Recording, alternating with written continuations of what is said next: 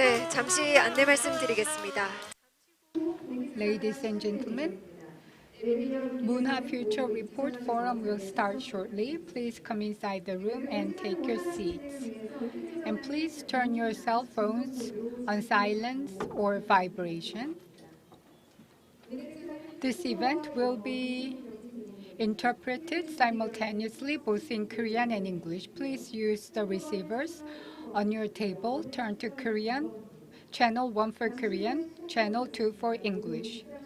Ladies and gentlemen, once again, please take your seats.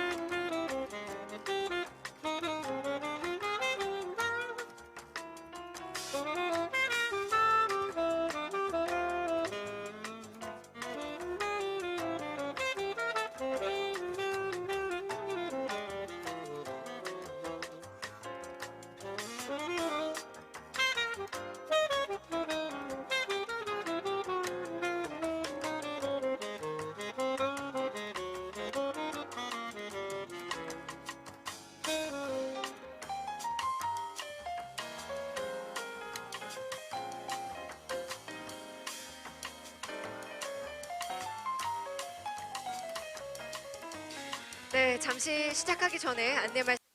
Ladies and gentlemen, we are going to start the forum shortly. Please come inside the room and take your seats.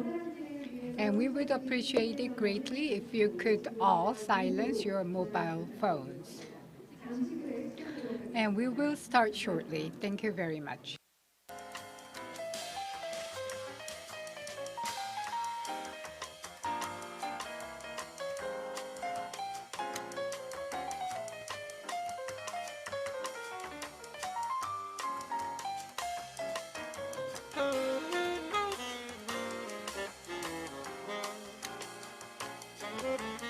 네, 여러분 안녕하십니까? Ladies and gentlemen, welcome to Munhwa Future Report. Nice to meet you all today, ladies and gentlemen. We are joined by a large number of participants today. Now in its 6th year, the Munhwa Future Report has attracted great attention every year with its diverse topics, and this year's event is even more meaningful as we are able to gather many people together offline after social distancing is lifted. I would like to express my deep gratitude to all of you for joining us today. Every year, the Munhwa Ilbo prepares the Munhwa Future Report by identifying major domestic and international issues that are changing over time, selecting the most timely and unique topics, and contributing to society by sharing the solutions with the audience and creating a place to think together. This year, we selected the theme of the power of population, the key to rise and fall of states in the 21st century, in order to understand the current state and causes of the global population crisis. And we have invited leading scholars and experts from home and abroad to explore how the government, businesses, and the private sector can work together to respond to Korea's demographic challenges. I hope you can join us until the very end of this forum. Now, let's start the Munhwa Future Report 2023, hosted by the Munhwa Ilbo. The declining birth rate continues. South Korea will become world's #1 country to experience depopulation. South Korea was once a country with a high birth rate. South Korea once had high birth rate, but now achieved rapid economic growth, but due to failed population policies and insecure population, the country is now facing a serious population crisis, a declining birth rate and aging population. Korea is on the verge of national extinction. In terms of total fertility rate as of 2020, Korea is the only country in OECD with a fertility rate of 0. South Korea's working age population will be 36.67 million in 2020 and 17.36 million in 2070. South Korea is projected to be ranked 10th in GDP in 2021 and 20th in GDP by 2100. The population crisis is a global hot-button issue. France's pension reform crisis, largest protests ever, clashes everywhere. China is also experiencing birth polarization, opens door to overseas. The president is saying the population issue is an important national agenda and must be solved jointly by the government and the private sector. What are the solutions to the population crisis?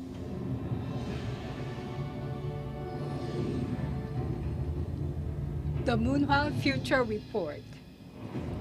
The power of population, the key to the rise and fall of states in the 21st century. Professor James Ramo of Sociology, Princeton University, Professor Wolfgang Lutz of the Demography, University of Vienna,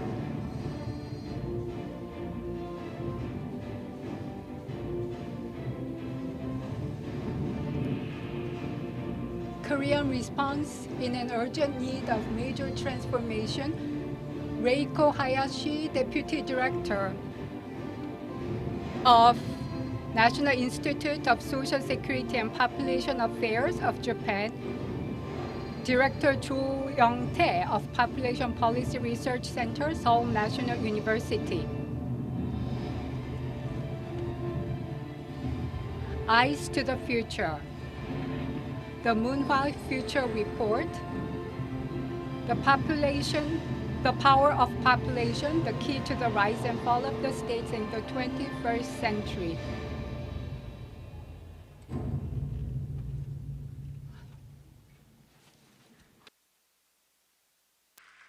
네, Thank you very much. With the most timely topics of our times, we are opening the Munhwa Future Report for 2023. Now we would like to introduce to you to the VIPs who have taken time to join us today. Please give them a big round of applause as their name is introduced. His Excellency Prime Minister Han Duck-soo of the Republic of Korea,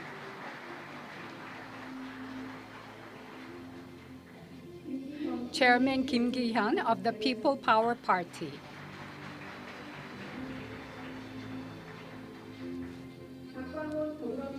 Floor Leader Park Kwang-eun of the Minju Party of Korea, Chairman Yoon Young-suk of the Strategy and Financial Committee of the National Assembly,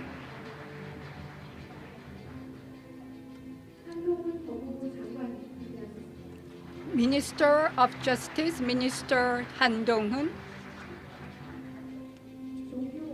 Minister Jo Gyu-hong of the Ministry of Health and Welfare of Korea,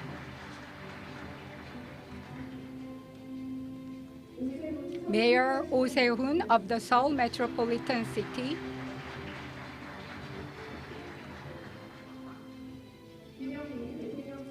Vice Chairman Kim Young-mi of Presidential Committee on Age, Society, and Population Policies,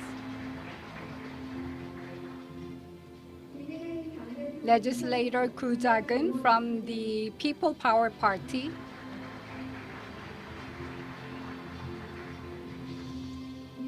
also from the People Power Party, Legislator Kang Min-guk, Chairman Song Kyung-sik of Korea Enterprises Federation,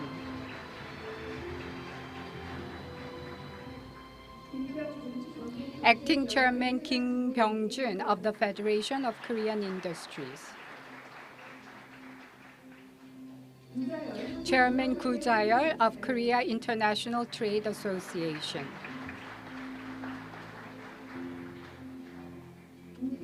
Executive Vice Chairman Woo Tae-hee of the Korea Chamber of Commerce and Industries, Vice Chairman Chung Yun-mo of Korea Federation of SMEs, Chairman Kim Kwang-soo of the Korean Federation of Banks, CEO Jin Ok-dong of Shinhan Financial Group,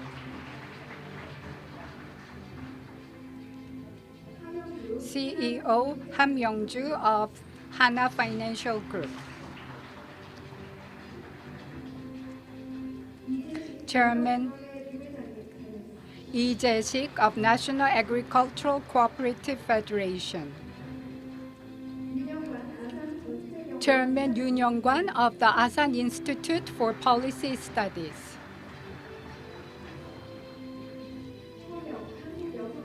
Chairperson Ha Myung of the Korean National Council of Women,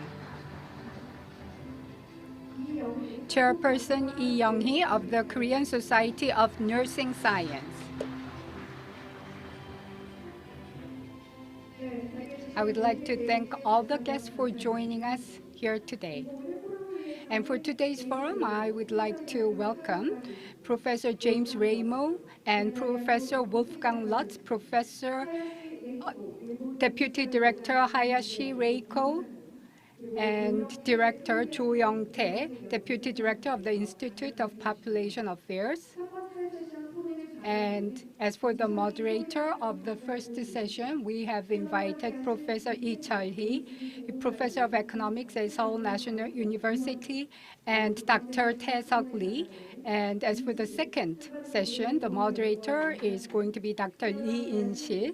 And as for the panelists, we are going to be joined by the Director Cho Young-tae.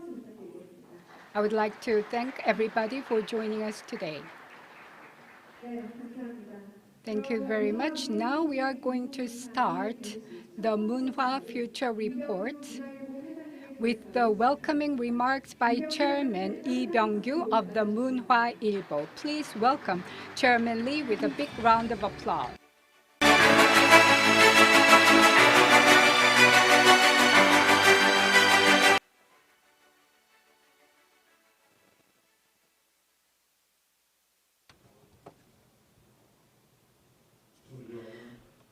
Honorable guests, ladies and gentlemen, I'd like to extend a warm welcome to today's International Forum, Munhwa Future Report 2023.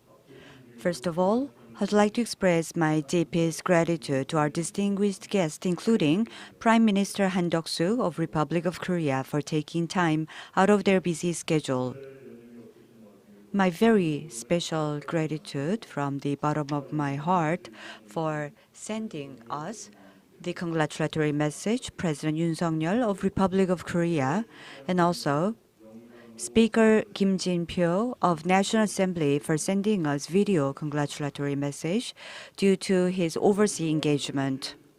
I also would like to thank our keynote speakers, Professor James Ramo of Princeton University's Department of Sociology, Professor Botskan Rots of the University of Vienna's Department of Demography, Dr. Hayashi Leiko, Deputy Director General of the National Institute for Population Social Security Research, Dr. Cho Young-tae, Director of the Center for Population Policy Research at Seoul National University, and Dr. Chul-hee Lee, Professor of Economics at Seoul National University, Dr. Lee Tae-seok, Policy Research Advisor at OECD Public Budget Management, Director Lee In-sil of the Korean Peninsula Population Institute, President Lee Sung-young of the Population Association.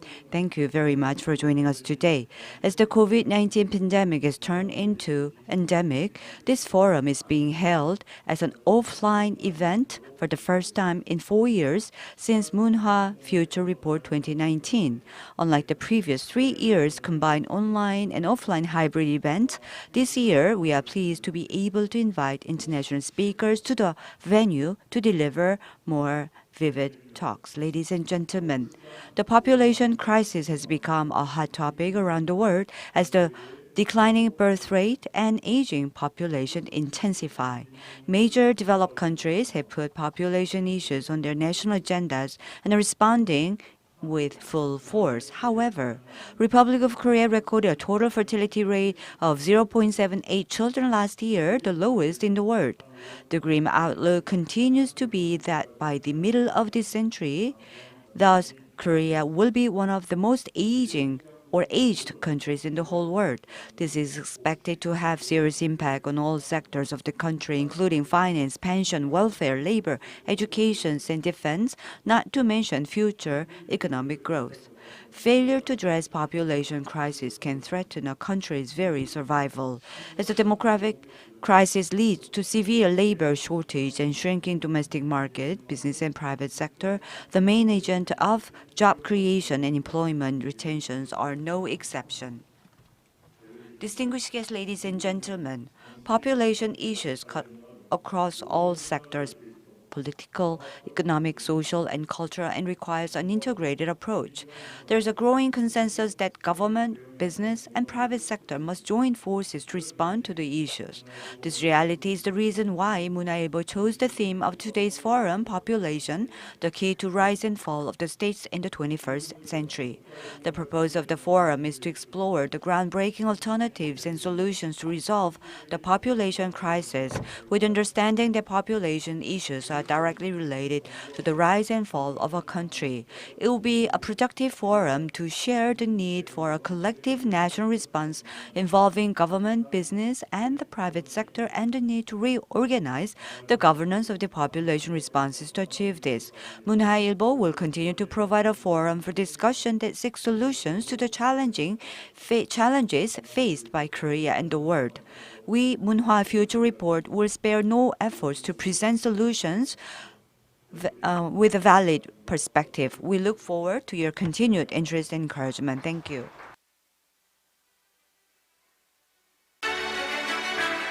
네, 이병규 회장님. Thank you very much, Chairman Lee. It was a wonderful opening remarks for the Munhwa Future Report. Next is the congratulatory remarks from the Speaker of the National Assembly, Mr. Kim Jin-pyo, who unfortunately could not attend in person. He has given us a video congratulatory message. So please. The President Yoon Suk-yeol was unable to join us. Please, he has sent us a special video. First of all, I sincerely congratulate the successful opening of the 6th Munhwa Future Report 2023. I'd like to thank Chairman Lee Byung-gyu of Munhwa Ilbo, the organizer, and all the participants and staff members for organizing such a meaningful event. The Munhwa Future Report is a forum that has been discussing and addressing the global agenda issues with the world-class scholars and has been working hard to gather wisdom to resolve the issues that we are faced with. This year's theme is Population, the Key to Rise and Fall of States in the 21st Century. The declining birth rate and population crisis are key issues for national competitiveness.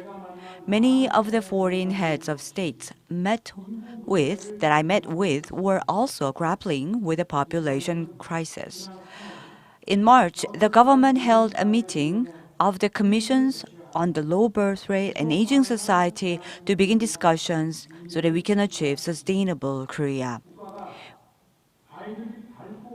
We need to establish policies with the determination to ensure that the state is responsible for ensuring that the children grow up bright and healthy.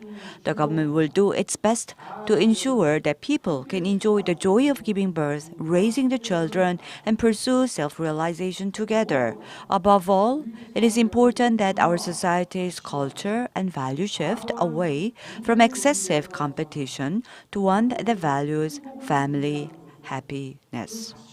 So, as you can see, the value keeps changing. The government of Republic of Korea will continue to establish policies that people can feel by communicating with the field, especially the Committee on the Low Birth Rate and Aging Society will take initiative in doing so. We will also unwaveringly pursue the 3 major reforms in labor, education, and pension, which are directly related to the population issues. Solving the population problem requires not only the government efforts, but also the role of the members of the society, including the media and academia.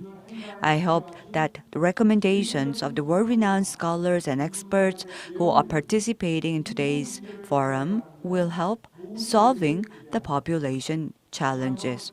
Once again, I'd like to extend my sincere congratulations to the organizers of the Munhwa Future Report 2023. 네, Thank you very much, President Yoon Suk-yeol, for the special video message. Once again, thank you very much, President Yoon. Next is the congratulatory remarks from the Speaker of the National Assembly, Kim Jin-pyo, who unfortunately could not attend in person. And he has sent a special video message. He expressed his apologies for not being able to join in person. Here is the video congratulatory message from the Speaker of the National Assembly, Kim Jin-pyo. Hello, I'm Speaker of the National Assembly, Kim Jin-pyo. First of all, congratulations on the successful organizations of the Munhwa Future Report 2023. First of all, Chairman Lee Byung-gyu of Munhwa Ilbo and everyone involved for organizing the event. This year's theme of the Munhwa Future Report is Population, the Key to the Rise and Fall of the States in the 21st Century. The first quarter of this year, the fertility rate was 0.81. As the number of the newborn usually decreases toward the end of the year, if this trend continues, this year's academic fertility rate will surpass last year's rate of 0.78, which was another record low. Korea's population has been declining since 2021.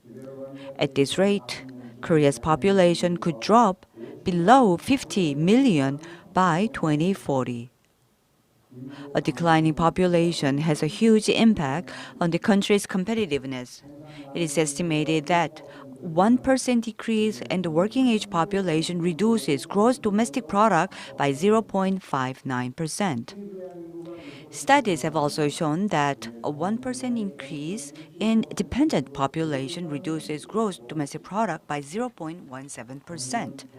The government of Republic of Korea has spent during the past 16 years total of 280 trillion Korean won to address the birth rate problem, but we have not seen any visible result. We need a new population plan that goes beyond just allocating the budget injection. There is a consensus in our society that the solutions to the declining birth rate must be holistic. We need an all-encompassing policy shift, including education, job, gender equality policies. It is also important to respond to the issues of the regional depopulation that is shaking the very foundation of our society. The National Assembly of the Republic of Korea has established a bipartisan special committee on the population crisis to address the growing population crisis. This committee is centered on finding various solutions to overcome the population crisis, adopting an active immigration policy, and transforming our society into a broadly inclusive society could be one of the important options to respond to the population crisis. We need to explore active and holistic alternatives to overcome the population crisis, including those measures. We hope that today's Munhwa Future Report 2023 will serve as a guiding light. I look forward to your wisdom. Once again, I'd like to congratulate Munhwa Future Report 2023 successful opening, and I wish you all good health and fortune. Thank you. Thank you very much, Speaker of the National Assembly, Kim Jin-pyo, for the congratulatory message. Now we will have congratulatory speech from Prime Minister of the Republic of Korea, Prime Minister Han Duck-soo, and please welcome him with a big round of applause.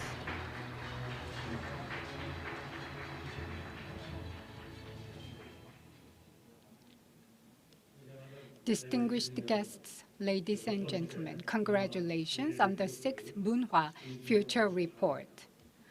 I would like to extend my sincere gratitude to Chairman Lee Byung-gyu and the staff of the Munhwa Ilbo for providing a meaningful venue to discuss current issues and explore alternatives every year. Thank you, Speaker of the National Assembly Kim Jin-pyo, and the scholars and experts from around the world. I would like to extend my gratitude and welcome. The topic of this year's forum, the power of the population, the key to the rise and fall of the states in the 21st century, is a very critical issue. According to the UN, more than half of the world's countries will fall below the total fertility rate of 2.1, making global depopulation inevitable. What's more, the top 15 countries driving the global economy are most likely to be among these countries. Notably, South Korea has the world's lowest fertility rate of 0.78, while experiencing very rapid population crisis due to the rapidly aging population at the same time. Recently, international credit rating agency Moody's pointed out that South Korea's population crisis could threaten the country's credit rating. The population problem is something that we can no longer put off. That's why today's topic is so timely, and we are very much looking forward to your insights. Distinguished guests, the Republic of Korea has invested tens of trillions of won over the past 20 years and implemented numerous policies, but it has not been enough to slow down the declining fertility rate and aging population. Now is the last golden opportunity to deal with our population crisis. This is because the last generation to have 700,000 births per year, those born in the 90s, are now people entering the marriage and childbearing stages of their lives. The government is seizing this opportunity to find the true solution to the population problem, President Yoon said while presiding over the National Commission on Declining Birth Rate and Aging Society. With a sense of urgency, we will create systems and policies that people can actually benefit from. First and foremost, the government will review the department store-style population policies that have been implemented so far, systematically combine the capabilities of all ministries to respond in a comprehensive manner. We will prioritize addressing structural issues such as shortage of jobs, housing, child care-friendly environment. To increase the number of quality jobs, we'll foster new industry through regulatory reform and support the growth of startups and ventures. We will secure labor flexibility through labor reform and address the dual structure of the labor market. The quality of care and education will be improved, and the family-friendly housing services will be expanded. We'll actively deal with the issue of rural depopulation by revitalizing and balancing local economies.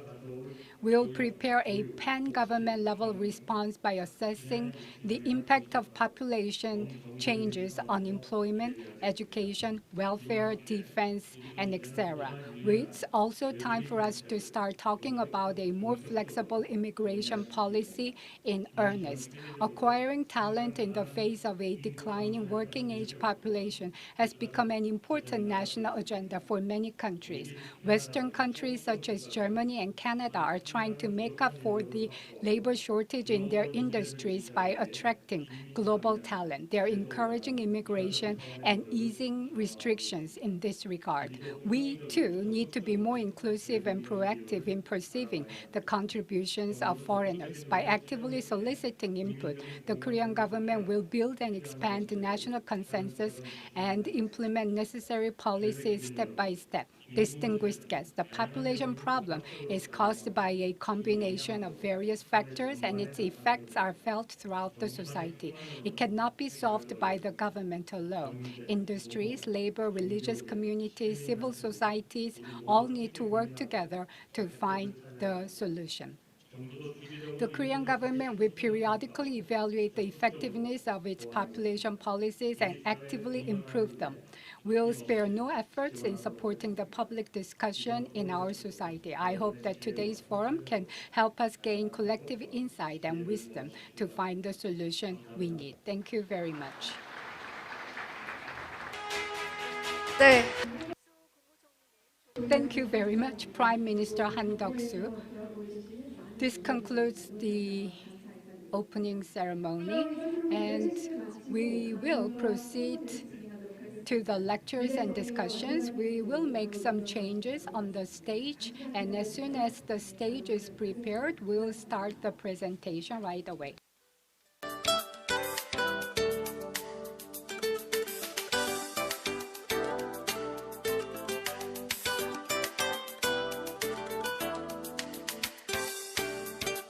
네, 이어지는 세션에 대한 소개. Let me introduce you to the next session. Today's forum will be divided into two sessions, and the theme of this year's Munhwa Future Report is the power of population, the key to the rise and fall of states in the 21st century. The first session is titled The Phenomena and the Nature of the Global Population Crisis, and we'll explore the phenomena and causes of the global population crisis. The second session, titled Korea's Response in an Urgent Need of Major Transformation. This session will focus on exploring the desirable direction of Korea's population issues for the future development of the country, with lectures and discussions in this regard. And for today's forum, we are providing you with simultaneous interpretation services. Please use the receivers on the table. Turn to channel 1 for Korean and channel 2 for English. providing simultaneous interpretation throughout our forum today. So please use the receivers placed on your tables. Turn to channel 1 for Korean and channel 2 for English. 네, 다시 한번 채널을 안내해 드리겠습니다. 한국어는 채널 1번, 그리고 영어는 채널 Once ag- for Korean and channel 2 for English. 네, 오늘 행사에는 토론 종료 후에 참가자 여러분 After the presentation is over, we are going to have a Q&A session as well. If you have any question, please use the paper that we have already distributed and give to our staff member. Then we will gather and deliver to our moderator. As soon as we are ready with the stage, we are going to move on to the first presentation. For our first presentation, we are going to hear, as was introduced before, from Professor James Ramo of Sociology Department at Princeton University. He has received his PhD from the University of Michigan and has worked as the founding director of the Global Japan Lab at Princeton University and the director of the strategic partnership between Princeton and Tokyo University. He is a social demographer whose research focuses on understanding the causes and potential consequences of demographic changes associated with Japan's declining fertility and aging population. He will talk about why is Korea deteriorating faster than others. So please, ladies and gentlemen, welcome Professor James Ramo with a big round of applause.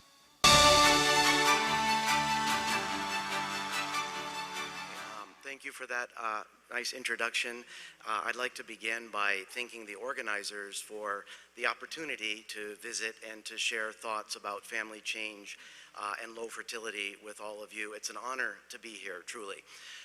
As a demographer, I'm always convinced that understanding and thinking about population processes is essential for understanding how we got to where we are today. And consistent with the theme of today's event, I think it's also important for thinking about where we're going from here. So with that, I would like to jump into an overview of trends in South Korea in comparative perspective.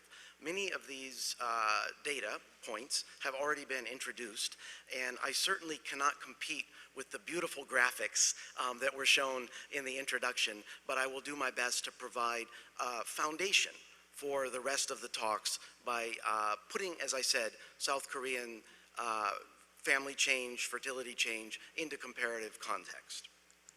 So this is a figure that was referenced several times in the introductory remarks. This is something that I think all of you are very familiar with. It shows trends over time from 1960 to the current day in the total fertility rate. The total fertility rate, as you know, is a measure of the number of children that under very specific circumstances and assumptions a woman would be expected to have in her childbearing years. A couple of things I'd like you to see in this slide here are that all of these countries, Ireland, Italy, Japan, Spain, Sweden, United States, Korea will always be in red in the slides I show you to make it easier to follow. All of these countries have experienced a decline in fertility. All of these countries are below replacement fertility, already mentioned, about 2.1. But please note the rapid decline in Korea's fertility rate. This was already mentioned in the introductory remarks. It was later, it was more rapid, and more extreme. You can see that among these arbitrarily chosen countries, Korea now has the lowest fertility rate of these countries. And as already mentioned, Korea has the lowest fertility rate in the world. This is not the world, this is the OECD. And if you look at this, you can see a few things. A small number of OECD countries, including places like Israel, have total fertility rates above replacement. That's the top black bar at about 2.1. But the vast majority of OECD wealthy countries have fertility rates that are below replacement. And on the very far left, we can see the red bar for Korea. This was the aforementioned unprecedentedly low total fertility rate of 0.78. Excuse me. So you can see that relative to other wealthy countries, Korea has, as we've already said several times, extremely low rates of fertility. What does this mean? This has already been addressed in several, as I've said several times, in the introductory remarks. This means an older population, and it means a shrinking population in the absence of large-scale immigration. So these are official population projections. I've taken these from the COSIS website, so these are the population projections produced by the Korean government. And what we can see here, these range from, these range from 1960 all the way to 2070. So we have projections. The vertical line in the middle, that's today, 2023. If we look back here at the red line, this is the percent of the population that's age 65 and over. This is a very conventional measure of population aging. There's nothing magical about the age 65. It is, however, the age at which many people are eligible for pension benefits. It's an age at which healthcare costs tend to increase. So this is a measure that is relevant to public expenditures in some sense. I keep pushing the wrong button, I'm sorry. And what you can see, if we look back here, is that if we look back in the 1960s, Korea is a very young country. 5%, 6% of the population is over age 65. It's about 15% now. That's similar to the United States, similar to a range of other wealthy countries. But if we look into the future, follow the red line as it increases over time, you'll see that the projected value in 2070 is 0.45, meaning that roughly half of the South Korean population will be over the age of 65, according to this projection. Of course, it could be higher, maybe it will be lower, but this is the projection now. The other thing that I'd like you to take a look at, which was already referenced, is the black line. And this is on the left axis, the total population of South Korea, which, as you know, is about 50 million right now. And it has already started to decline, as was referenced, since 2021, and is projected to continue to decline in the future. So these are just some figures to give you a sense. I think many of you already know this, but I want to provide some data here. I want to now spend time thinking about explanations for this, the rapid decline in fertility and the associated changes in population age structure. There are easy explanations and there are difficult explanations, or maybe even impossible explanations. I want to start with the easy explanations, the demographic or the mechanical explanations. And the point I would like to highlight is that, for reasons I will describe in a minute, it is not the case that low fertility in South Korea is the result of married couples choosing to have fewer children. That may happen in the future, but in recent years, that's not why the total fertility rate is 0.78. The total fertility rate is 0.78 because of later and less marriage. And I will demonstrate this clearly. The context that's important to keep in mind is that there are no non-marital births, essentially, in South Korea, and I will describe that in a minute. In the absence of non-marital births, later marriage and less marriage, lifelong singlehood, this is what translates to lower levels of fertility, and this is where our attention should be focused if we're thinking about policy efforts to address low fertility. Not policy efforts that support childbearing within marriage, although that's helpful too, but policy efforts directed at lowering barriers to family formation in the first place.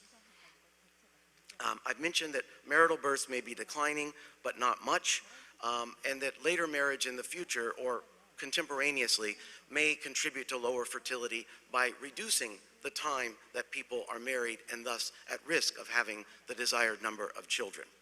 At the end, I put the word divorce with a question mark. This is important, I think, because as we all know, Korea has relatively high levels of divorce. Divorce is not especially high. It's not as high as it is in the United States, but it's about the same as it is in many Western European countries. And theoretically, divorce can increase fertility or it can decrease fertility. And we don't know what's happening in Korea with respect to the links between divorce and fertility. And I think this is something that people should be paying attention to. So, a little bit about marriage. This slide shows 3 measures of trends in marriage: timing and prevalence. The blue line is the crude marriage rate, number of marriages over the population. Not a very good measure, but it's consistent over time, and we can see that this has been declining pretty steadily since the 1990s. A better measure, in my view, is the red line. This is the mean age at first marriage for women, which has risen from 26 in the early 90s to 31 now. That's 5 years in a very short period of time. That's major change. Korea is not necessarily a late marrying society, but what's really different is that women and men prior to marriage here are typically not in long-term romantic relationships as they might be in Western European countries or English-speaking countries. So late marriage really means something different, I would argue, in the Korean and Japanese context. In the box down here is what I really want you to pay attention to, and this is from a recently published paper that presents the percent of the population that is not married, never married at age 45 to 49. This is a proxy for lifelong singlehood. And we can see that this rose from 8% for men in 2010 is projected to increase to 26% in 2030, from 4% to 21% for women. This tells us that in a very short period of time, Korea has gone from a universal marriage society to one in which a substantial slice of the population will remain unmarried throughout their lives and thus be unlikely to have children in the absence of change in the link between marriage and childbearing. This is the link between marriage and childbearing. If you look at the little black circle over there on the left, 1960s, 1970s, we see that in many of these arbitrarily chosen countries, the percent of births to unmarried women were very low, 2%, 3%, 10%, 5%. What has happened in the 1990s and beyond is that in conservative, Catholic, familistic countries like Spain and Italy, this has increased rapidly. So currently in Spain, 40% of births are to unmarried mothers. The 2 red lines at the bottom, that's Korea and Japan. They have not changed at all. So the point I want to make here is nothing about whether non-marital childbearing is good or bad. That's not my job. My job is to point out that the link between marriage and childbearing remains very tight in these countries, and therefore it's essential that we think about marriage, union formation, if we want to understand low rates of fertility and how to address them. This, I said before, I mentioned that fertility within marriage hasn't changed that much. That's a little bit of a lie, because as you see, there's a major decline over time in what we call completed cohort fertility, the number of children on average that women have had by the time they reach the end of their reproductive years, 45 to 49. This declined very rapidly over time, but if we look at women born in the late 50s, early 60s, and late 60s, so women who are a little younger and a little older than me now, women who have finished their childbearing, this is flat at 2. Maybe it's going down a little bit, but the point I want to make here is that historically, recent history, conditional on marriage, the number of children on average that families have in Korea is 2. Again, I want to stress the importance of thinking not about addressing childbearing within marriage. That's important, but that's not the key to low fertility in South Korea. So, let me think about, briefly, broad explanations. These are explanations that demographers and other social scientists bring to the table to try to understand low fertility in all of the wealthy countries that I showed you earlier. I showed you that in all of the OECD countries, fertility is below replacement. Why? One explanation, educational expansion. Later transition to adulthood, changing attitudes, things along those lines. Very closely related is women's economic independence, as the ability to earn independent and live independently through their own work and earnings. As men and women become more equal in this sense, the benefits of a marriage characterized by a pooling of complementary specializations, earning and childbearing or domestic work, that becomes less relevant. It becomes less attractive, perhaps. And I think this is an important explanation. My own work has demonstrated support for this in the Japanese context. Attitudinal change. We talk about something called a second demographic transition. Basically, this is a move away from institutional norms, expectations, and obligations around family formation to one characterized by individual pursuits. This was also mentioned in the opening remarks by the president. People able to pursue their own individual goals, which may or may not involve marriage and childbearing. So this is a part of the explanation for low fertility in the European context. Gender equality is another one that we'll talk a little bit more about in a few minutes. The emergence of alternatives to marriage. Non-marital cohabiting unions. In many countries, data on marriage isn't even collected anymore because there isn't really a distinction between marital unions and other types of unions. Lifestyles that don't involve children. These are all alternatives to what was a very established, sort of normatively structured family life course that we emphasize as part of the explanation for low fertility in the West. Also closely related to this is economic uncertainty. Very different, but also closely related to this, to the extent that stable employment that allows for a predictable life course has disappeared, at least for some part of the population. This makes reaching some bar, economic bar, to the extent that there is such a thing, to marriage and family formation more difficult. It also leads to inequalities in family formation and family outcomes. So let me stop here and say I am not a Korea expert. All of my work is on Japan primarily. However, I have many wonderful colleagues who work in Korea or on Korea, and these are just three of the people from whom I have learned the most in recent years. Jong Kim at KDI University, Unsil Oh at the University of Wisconsin, and my longtime friend and collaborator Hanjung Park at the University of Pennsylvania. So I want to think now about the Korea-specific explanations. I want to take those general explanations and try to understand why these might be more salient or less salient in the Korean context, and I'm going to draw on the work of these people. So, gender inequality. I mentioned Unsil Oh. She and her colleague Mary Brenton have recently published wonderful work on what they call the gender essentialist nature of Korean society. Basically, a set of ideas that are deep-rooted and center around the notion that men and women have different capacities, different abilities, and families should be arranged around those different capacities, abilities, and desires. And the argument is that when this sort of prevailing set of norms and expectations is what defines family, it presents particularly women with an either or choice. Either family or career, not family and career. And I think this is the argument that they stress as being salient for understanding very low fertility in Korea. Very closely related to that is the high prevalence of overwork. Japan and Korea have the highest levels of overwork, 60 hours or more per week, which limits the capacity for at least one spouse, often the husband, to participate in child rearing and housework.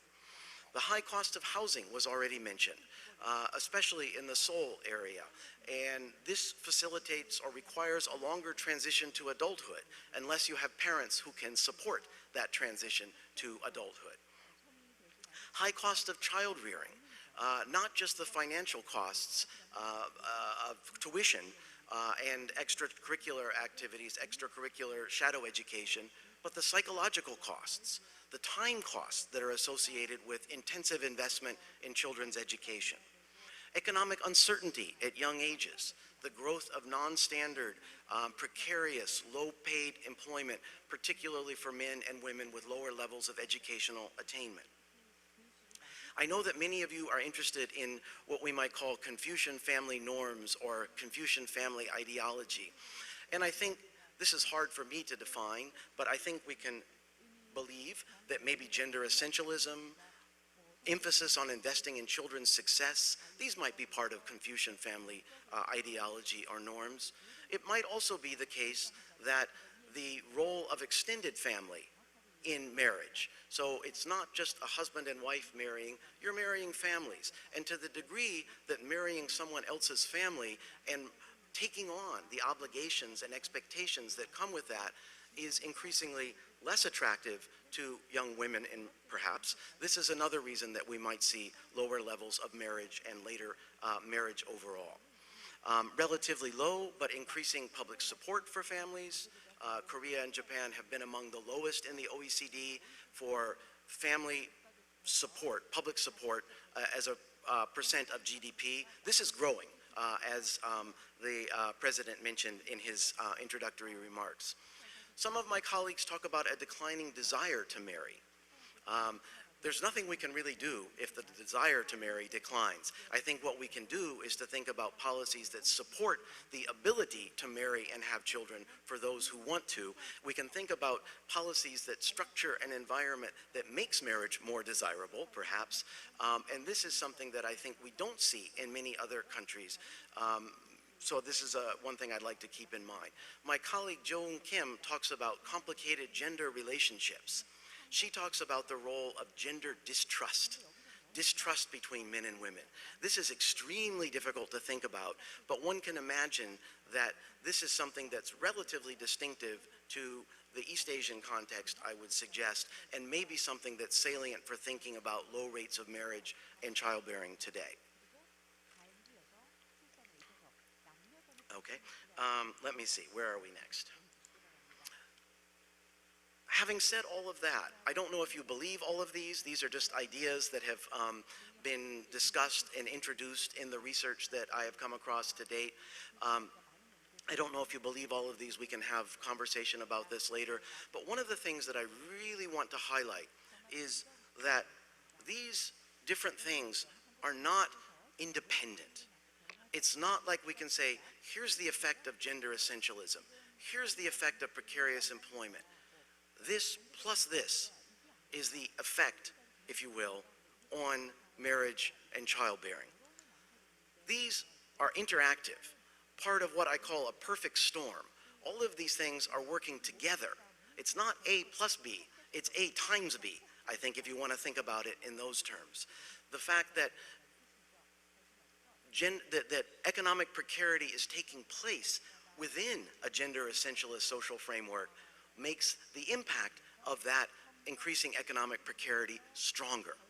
So these are the things I want to emphasize, that we shouldn't think about these as point A, point B, point C, but a whole constellation of factors that are working together to generate the low levels of marriage and fertility that we observe.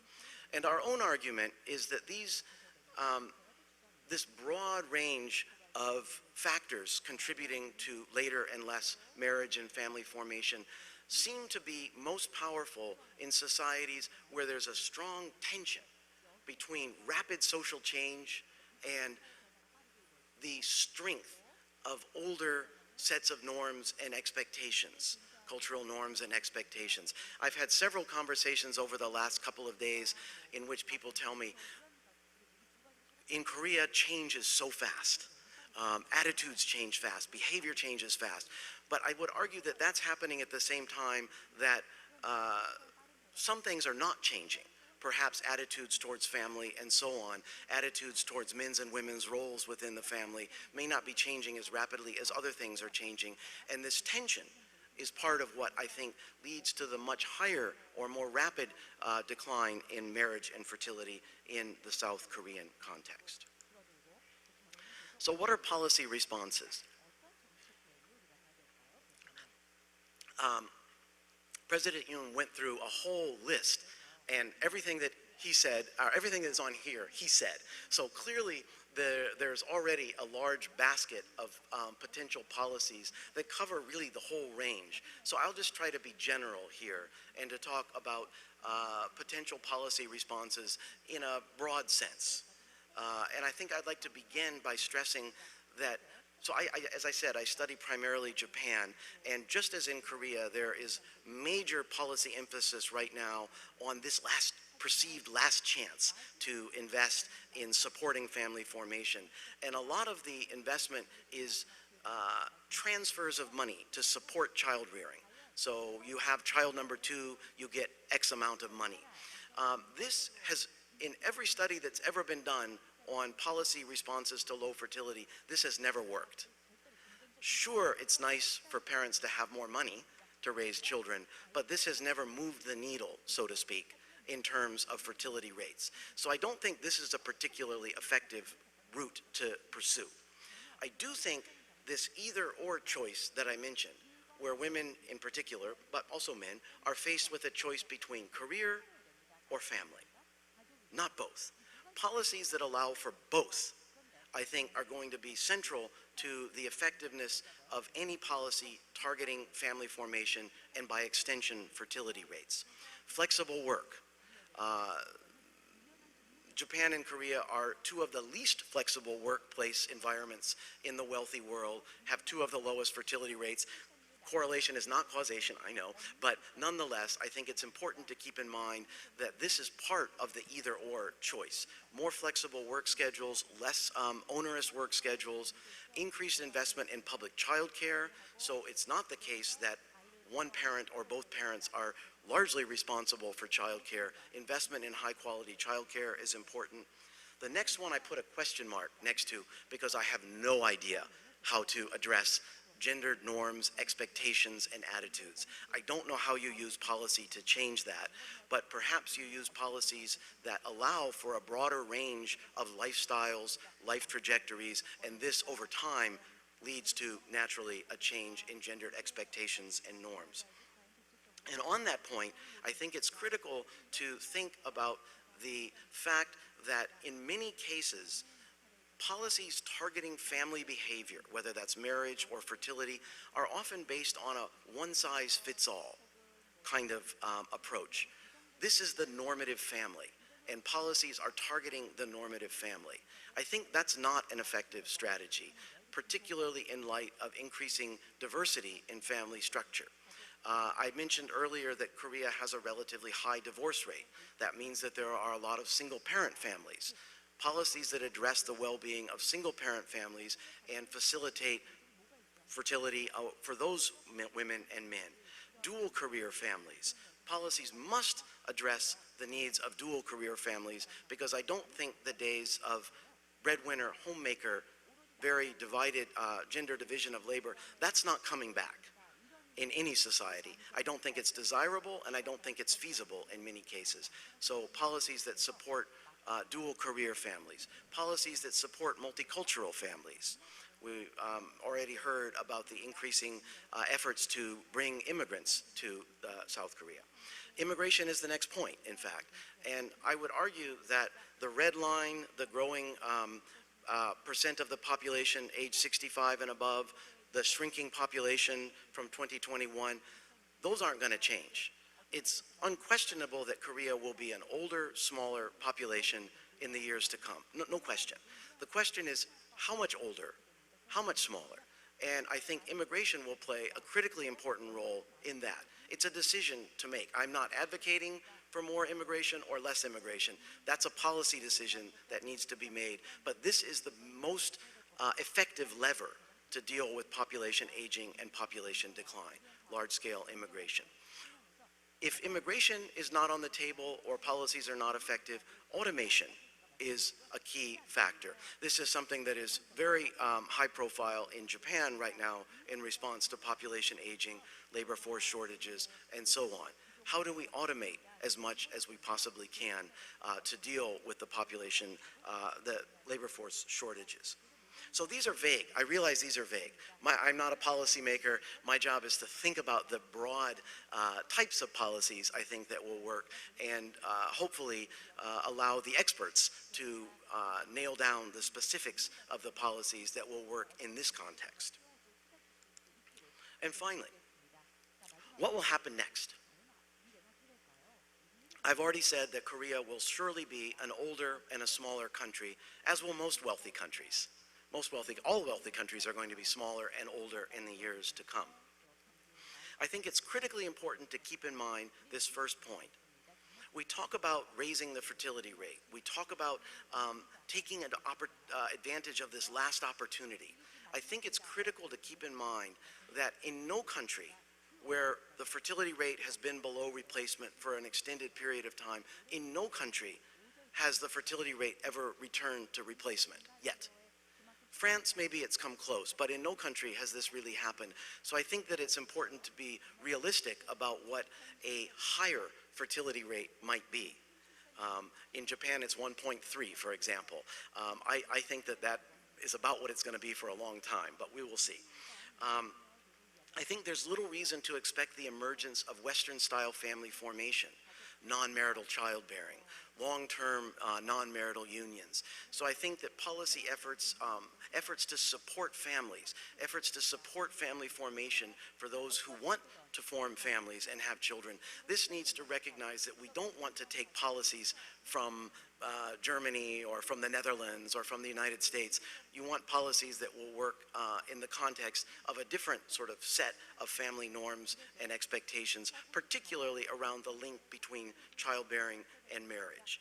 I don't expect, others may disagree with me, I don't expect a rapid increase in non-marital childbearing in East Asia, but we'll see. I also would like to stress that I think there's little reason to expect a large rebound in marriage rates and fertility under the following conditions. Family formation remains expensive, whether that's education, housing, opportunity costs of leaving the labor force for the wife, whatever it is. As long as family formation is an expensive prospect, fertility will not increase, in my view. As long as gender inequality remains as pronounced as it is in Korea and Japan. These are two of the least gender equal countries, as I said, and also two of the countries that have extremely low levels of fertility, with lots of reasons to think those two things are linked. As long as the normative family view or family vision, family image remains very homogeneous, it will be very difficult to raise fertility because you're leaving out growing segments of the population. I'm realizing I'm just past time. And one last thing I would like to say is this comes from my colleague Hyunjun Park, who really focuses on the role of changing economic circumstances. And he makes the argument that unless policies are implemented to support all families, to support people at the bottom of the socioeconomic distribution, we'll end up in a situation where family, as he calls it, will be a luxury, available for a certain segment of the population, but extremely difficult to attain for the lower part of the socioeconomic distribution. And I think we can probably all agree that this is not something that we want to see materialize. So I think any policy efforts would need to keep that in mind. So I'm right at my time, so I will thank you very much for your attention and look forward to your comments and questions afterwards. Thank you so much. Thank you very much, Professor Ramo, for the enlightening lecture. 네, 자리로 모시도록 하겠습니다. 정말 좋은 강연을 해주셨습니다. Thank you very much for the wonderful presentation. Even though Korea is used to rapid changes regarding certain social cultural norms, Korea has been slow to adapt to them. Next up, we would like to invite Professor Wolfgang Lutz from Demography Department at the University of Vienna. Professor Lutz was appointed by the UN Secretary General as one of the 15 scientists to write the Sustainable Development Report. His topic today is demographic trends, family well-being, and population balance. Without further ado, I would like to invite Professor Wolfgang Lutz. Please give him a big round of applause. Good afternoon, ladies and gentlemen. It's a pleasure to be here, and thank you for inviting me to this very important event. You've already heard the title. I will put the issue of demographic trends in the broader perspective of family well-being and what I call population balance, balanced demographic trends. Before I start, maybe a word about the place I work. This is the International Institute for Applied Systems Analysis. It was established 50 years ago in a Habsburg castle somewhat outside Vienna, and it has 22 member countries. And it studies mostly environmental change, energy, but also population. So I've been head of the World Population Program there for 25 years. And since we focus on these interdisciplinary and transdisciplinary aspects of population, you will also see that I try to put the demographic trends that we are talking about today into the broader context of sustainable development and human well-being. So Korea is an important member country, and we hope to strengthen the cooperation with Korea in the future. It's also worth stepping back a little once we talk about demographic trends and reflect again, what is demography? There's a classic definition of the discipline of demography as the scientific study of changing population size and structures. That's pretty clear, but we have to emphasize here that structural is stated in the plural. It refers to multiple structures and not only to the age structure, as some people always think that demography is only about changing age structure. Multidimensional demography looks at size in addition to age, gender composition, place of residence, education, labor force participation, ethnicity, and all these human characteristics as they are traditionally collected in censuses. It's also worth stating that demos, the word that makes up demography in Greek, means the population, the aggregate, changes at the macro level. Also, of course, there is this interaction between the micro level, the individual choices, and the macro level. So when we talk about birth rates, it's the sum of individual couples choosing to have children, but then come in also the structural elements like the age structure of the population or social and economic structures. So demographic outcomes are always then studied at the aggregate level. In my recent book of an advanced introduction to demography, I also talk about 3 demographic theories. And the one that is most relevant for Korea is the theory of a demographic dividend. I'm sure you've heard about this notion of the demographic dividend. Sometimes it's reflecting only the changing age structure, sort of the population in working age is particularly big as a proportion of the total population. Then this offers a window of opportunity. But more generally, different members of any population are economically productive to different degrees. So not everybody makes the same contribution. This depends on their labor force participation and also on their skills. So as a consequence, an increase in the proportion of more educated people contributing to the society or the economy tends to lead to, on average, to increases in human well-being and in economic well-being in broader terms.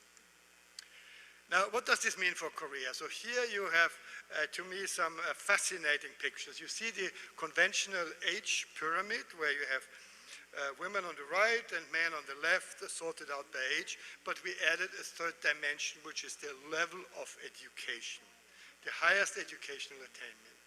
And here to the left, you see the age pyramid of Korea in 1955, right after the end of the Korea War.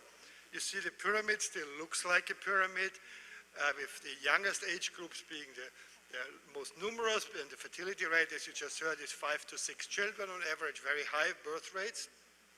You see on the male side among young men a deficit, which is also due to the Korean War that had just ended. But then look at the color. You see that half of the adult population is in dark red. This means never been to school, never had the opportunity to attend any schooling, largely being illiterate. And you see that this is much more prevalent on the female side, on the right hand, than on the male side. So in the 50s, Korea really was a poor, economically poor, and also poorly educated country. And then now look at the right-hand side, a complete transformation of society. In 2020, you see that the population has more than doubled over the time, but also the age structure has changed. Now you see the low fertility, the pyramid is much more narrow at the bottom. You see the largest age groups are those in their 50s to 60s, but what you also see most markedly is the change in color. You have very few red, so actually these women that had no education in the 50s, many of them are still alive at a very high age and are still there, but it's a small number. You see some dark red at the top. But you see in particular the younger cohorts, dark blue means completed tertiary education. And this makes the young population of Korea today the world's best educated. Maybe Singapore is similar, but otherwise there are no other big countries. And this transformation over just a little over 60 years is a fundamental social change. Actually, it's in human history, this was the fastest educational expansion experienced in human history. And I say this because this has been the basis also of this phenomenal economic growth. Now here you see essentially the same picture. We go in 20-year steps now from 1970 to 2030, and we can continue for projections. And these blue lines, they mark the same cohorts, as we say in demography. So the people that were in 1970, age 15 to 19, in 1990 they are 20 years older, and then in 2010 they again 20 years older, and in 2030. So if you know the educational attainment, like how many people have what degree of education for that cohort, and education typically doesn't change anymore after the age of 25 to 30, we really can follow these dynamics. And you see it was precisely in these 1980s when these highly educated cohorts, you see the dark blue ones, moved into the working ages, that Korea experienced this phenomenal economic growth like the other Asian tigers. If we just look at the overall picture in aggregate terms, on the left-hand side, you see it from 1950 to 2020, so the empirically observed pattern. You see in gray at the bottom the number of children below age 15 that peaked around 75 and then declined.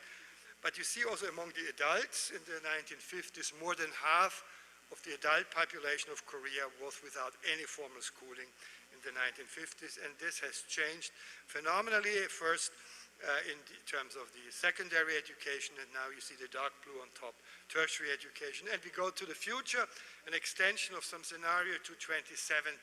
You see that the Korean population will peak, most likely in size, but the much higher proportion and ever-increasing proportion with tertiary education. Now this is going to be the forecast population pyramid as we did it in our YASA projections. Yes, it's a much older age pyramid, and you've heard about this sufficiently today already. The largest age groups are going to be 60 to 70 to 75 years old, and the pyramid is much more narrow at the bottom. But is this necessarily a problem? I mean, that's going to be the next question. Will it possibly be the case that the young people, through their higher education, their higher skills, their higher productivity, will be able to compensate for their smaller numbers? Well, the first good news is that health, and the first concern, and the good news is that health varies strongly with the level of education. Here, I'm starting now to look at some European data, because you asked me to sort of bring the European experience to this lecture. You see here for Austria the proportion of women with activity limitations being disabled to some degree. And of course you see they increase with age. The older you go, particularly after the 60s, 70s, 80s, you have a higher proportion with disabilities. But still you have a strong differentiation by level of education. Like in red you see women that have only compulsory education, and in blue at the bottom you have women with university education. So if you look, for instance, at 70-year-old women, if they have university education, they are only half as likely to suffer from physical disabilities and mental disabilities than women who have only compulsory education. So there's this very, very strong educational gradient both in healthy life expectancy but also in disability at a given rate. And this is good news for the future. Aging is going to be less of a problem if the future elderly will have better education and therefore better health as compared to today's elderly who have lower education and worse health. Look at another important aspect for the economy, labor force participation. Again, this is data from the European Union now. You see it in orange, women with a lower education, then light blue intermediate, and dark blue higher education. You see that consistently in all of these countries, the women with lower education, they may enter the labor market a little earlier because they don't have to spend so much time in school, but then they have to a much lower degree participation in the labor force, and they retire much earlier. And you see that the highly educated women, they work almost the same, 90% labor force participation as men in Europe, and they tend to retire at a later age. Now, let's look at this analysis we recently did for the European Union, where we have now 4-dimensional population projections. So we have it by age and sex, and then you see the color green means in the labor force, and orange means not in the labor force, and then the darkness of the shading gives you the level of education. So this is a 4-dimensional population dynamics, and you see a big difference between two countries in Northern Europe, Sweden, and in Southern Europe, Italy. You see Swedish women almost universally are part of the labor force up to the age of 60, 65, and these working women also are much better educated on average than on the right-hand side in Italy, where you see that particularly the women even above age 60, 40, 45 to a less and lesser degree part of the labor force, and they are much less educated. So what does this mean for this demographic dependency ratio? You heard about this multiple times, and when people talk about dependency, they usually refer to this very simple, if not simplistic, age dependency, and that is the green line you see here. It's the proportion of people below age 50 and above age 65 divided by those of so-called working age. But we know not everybody between 50 and 65 is part of the labor force, is actually working. And therefore, this red line shows you the actual labor force participation rate based, the labor force dependency ratio. And you see, while the green line that was mostly people referred to as the dependency burden increases by 60% up to 2060, the labor force dependency ratio increases much less. Why? Because in most European countries, the young women tend to join the labor force and are likely to stay there. So the younger cohorts are more work-oriented than their mothers' generation used to be, and so in many of the European countries we can expect an increase in labor force participation.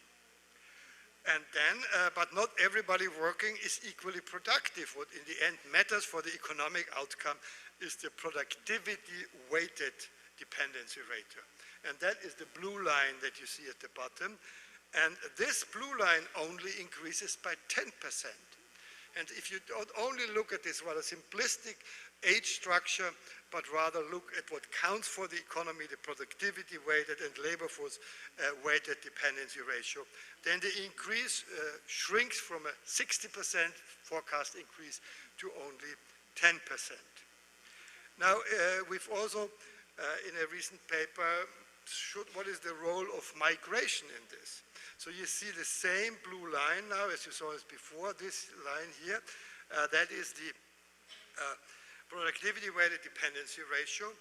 Now, if you have Canadian-style immigration into Europe, Canadian-style means high volume and selective for more educated people. That's the Canadian immigration policy. Then you see the red line. If Europe would experience such a policy, and it means that there would be no increase in dependency despite of the rapid population aging. If you combine it with Italian type immigration, which is also a high volume of immigrants, but low education and low labor force participation, you see this blue line, which is a 20% increase. So immigration is not always the solution. It depends what immigrants come to the country. And then if you go to this dotted line below where we, for instance, combine an Canadian type of immigration model to Europe with a Swedish labor force participation, if all European women started to work to the same extent that Swedish women are already working today, then you would actually have a decline in this dependency ratio. So this is quite stunning that the concept, this ubiquitous statement that the demographic dependency is bound to increase most rapidly in all societies with low fertility. It just depends what measures of dependency you're looking at and what are your labor force, education, and immigration policies. Okay, another similar exercise was recently done for China. You may have heard in the media a couple of years ago there was a lot of surprise that the Chinese government announced that Chinese fertility was lower than previously thought, somewhere in the order of 1.1 children per woman.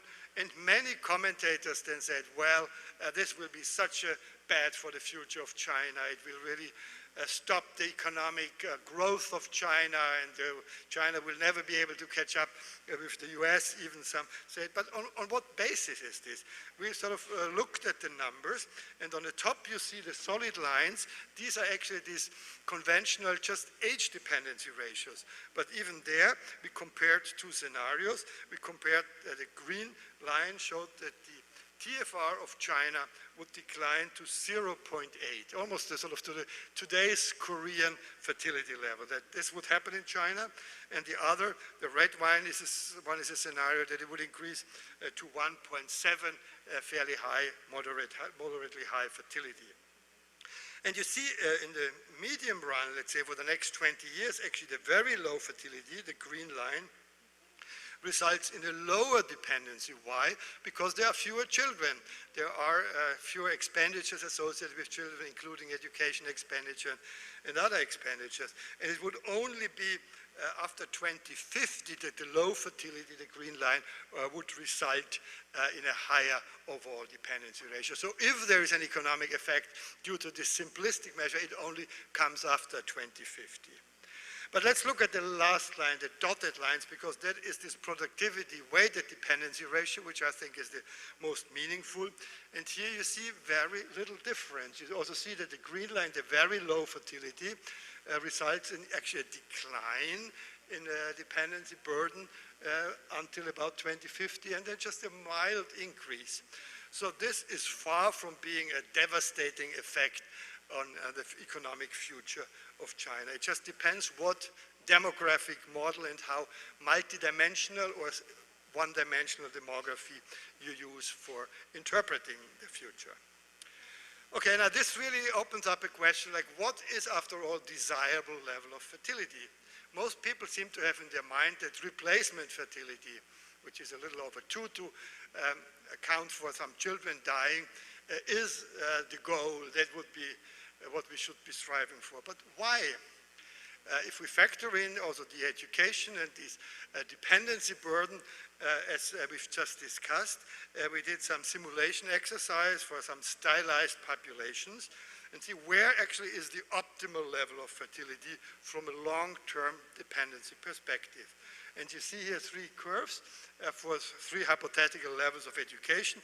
The black line is the one where you have a rather low level of education, but you see even there, replacement fertility is not the best, it's not the optimal, it's somewhat below replacement. And you see the better the level of education, the higher is the welfare indicator we have, so that the better it will be for the well-being of the people, and the further the peak moves to the left. So according to this model, it's somewhere between 1.3 to 1.7 or so. It's a rather flat optimum. And then you see it's only after TFR of 1, a fertility of less than 1 child per woman, that this curve really starts to decline. So it's worse, the welfare indicator, for very high fertility, and it's worse for extremely low fertility, but lower than what you have in Korea at the moment. And so we really have to think of what is a desirable level of fertility, and this specific model with its parameterization shows you that it can be well below replacement level. By the way, there are other models by Ron Lee and others based on the national transfer account that come to very similar result, that the optimum is below replacement fertility. Just moving to European countries, you see here the total fertility rates as they have, like the red lines are the Eastern European, where after the end of the communist regime, you had a very steep drop and some recovery after all.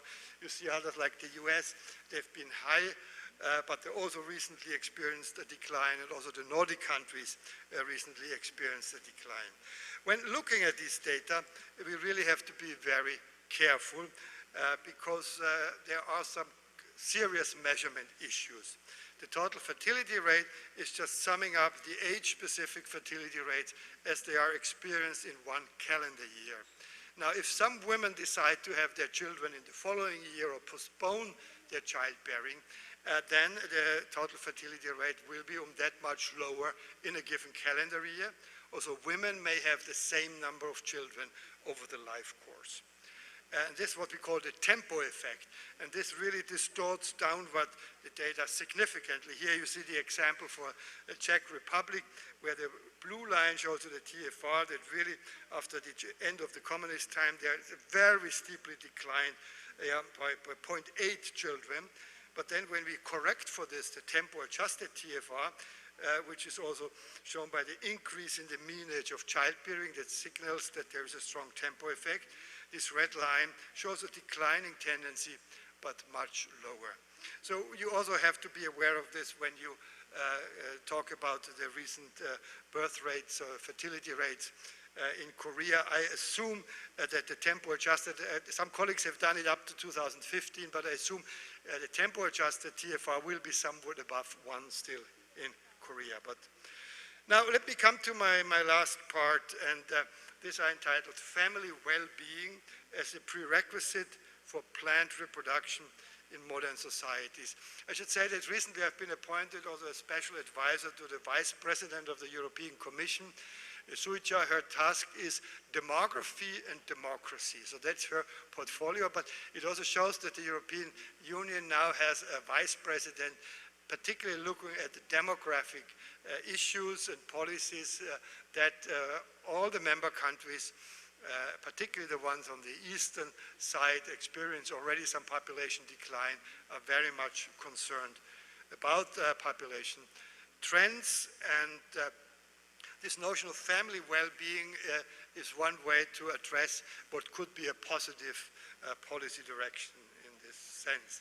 So the historical records of short-term government policies based on direct interventions to increase birth rates have mostly failed in Europe. There are a few exceptions to this. The one is France. France is quite exceptional because it had for over a century very strong and very consistent pro-natal policies. This really actually started in the late 19th century when the German army beat the French army in 1871, and the interpretation on the French side that there were not enough young men, so France needs to have more young men. And since then it has been political consensus to try to enhance the birth rate. And France always had more than the average in the European level, but recently you also saw some decline.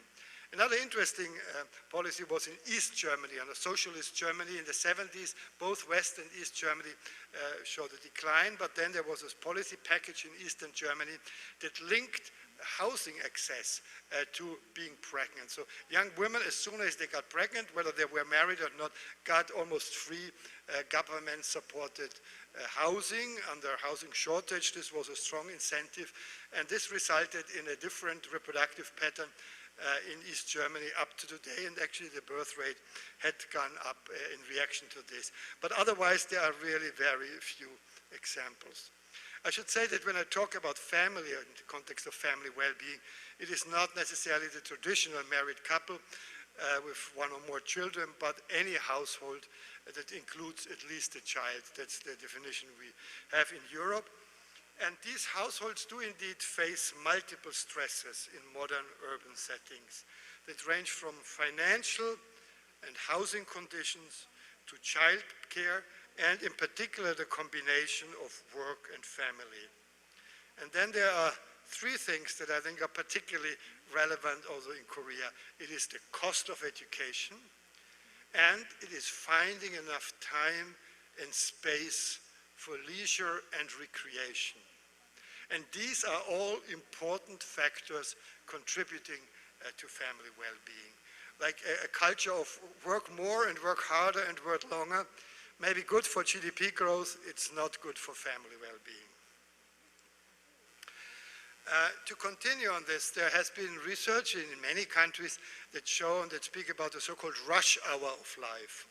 That along the life cycle of any person, there is one period that is particularly busy for young adults, getting settled in a job, acquire housing, which is increasingly expensive, and to start a family, which also has its own challenges. And this is really the most stressful period in life.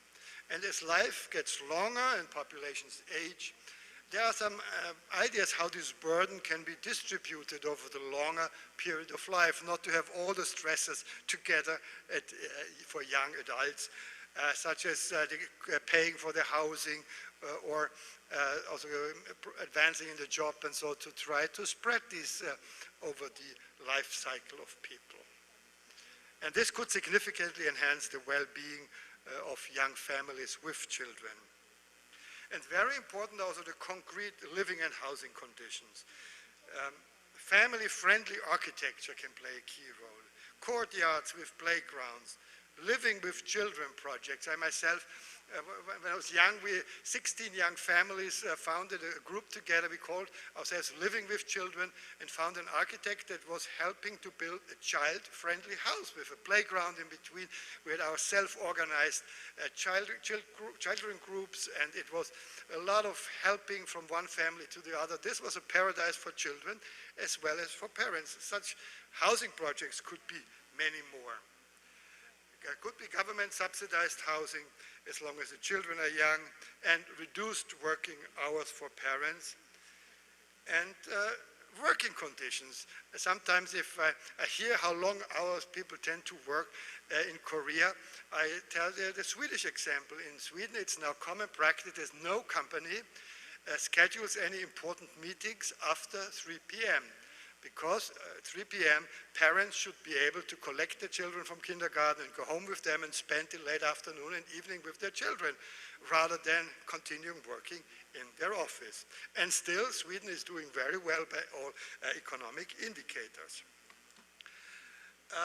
So just from a concluding remark from a European perspective, where this whole evolution of economic growth, the expansion of human capital of education has been much more rapid, much more compressed in Korea than it has been in Europe, where it took 100 or more years to have the same kind of social and economic development.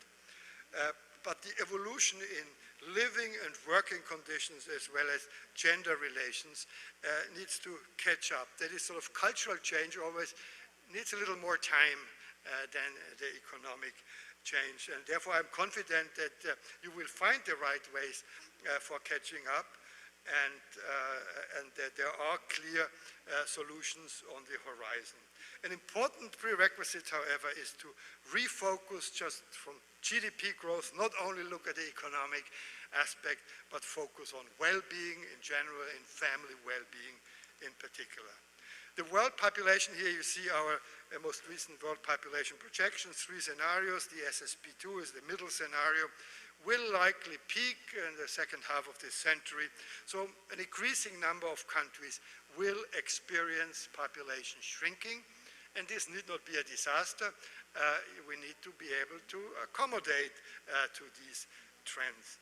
And finally, here I was honored to be invited by the Secretary General of the United Nations, Ban Ki-moon, to be one of the authors of this Global Sustainable Development Report, which comes out every 4 years. This was the 2019 edition, where we looked at sustainable development in the broadest sense and balanced demographic trends in its multidimensional nature are an important component, and we should view them as being part of the broader picture of sustainable development and not try to address it in isolation. Thank you for your attention. Thank you once again, Professor Lutz, for the inspiring presentation. 네, 과학적인 연구를 기반으로 Based on scientific research, he has shared a lot of case studies of various countries. Now we will have a panel discussion. After the panel discussion, we'll open the floor to the audience for Q&A. If you have any questions, please write them down on the piece of paper that have been distributed to you. Now we would like to invite Professor Lee Chul-hee, Dr. Lee Tae-seok, and Professor James Ramo and Professor Wolfgang Lutz on the stage for panel discussion. Let me introduce the moderator. We have with us Professor Lee Chul-hee of Economics at Seoul National University. Professor Lee Chul-hee is from the Department of Economics at Seoul National University. He is currently serving as the Professor Lee Chul-hee is from the Economics Department at Seoul National University, and Dr. Lee Tae-seok is the Policy Research Advisor at OECD Public Management and Budget Division. Now we are going to start the panel discussion. The Professor Lee Chul-hee, I give you the microphone. To speakers for excellent lectures, which are very relevant for the Korean situations, and I think it will be very useful for solving our problems. Okay, and this session is truly international. The discussant just flew from the Paris last night for this discussion. So I'll begin with this discussion session with some remarks and comments from Dr. Tae-seok Lee from OECD and also KDI. Okay. We have 10 minutes. Yeah. Thank you for having me.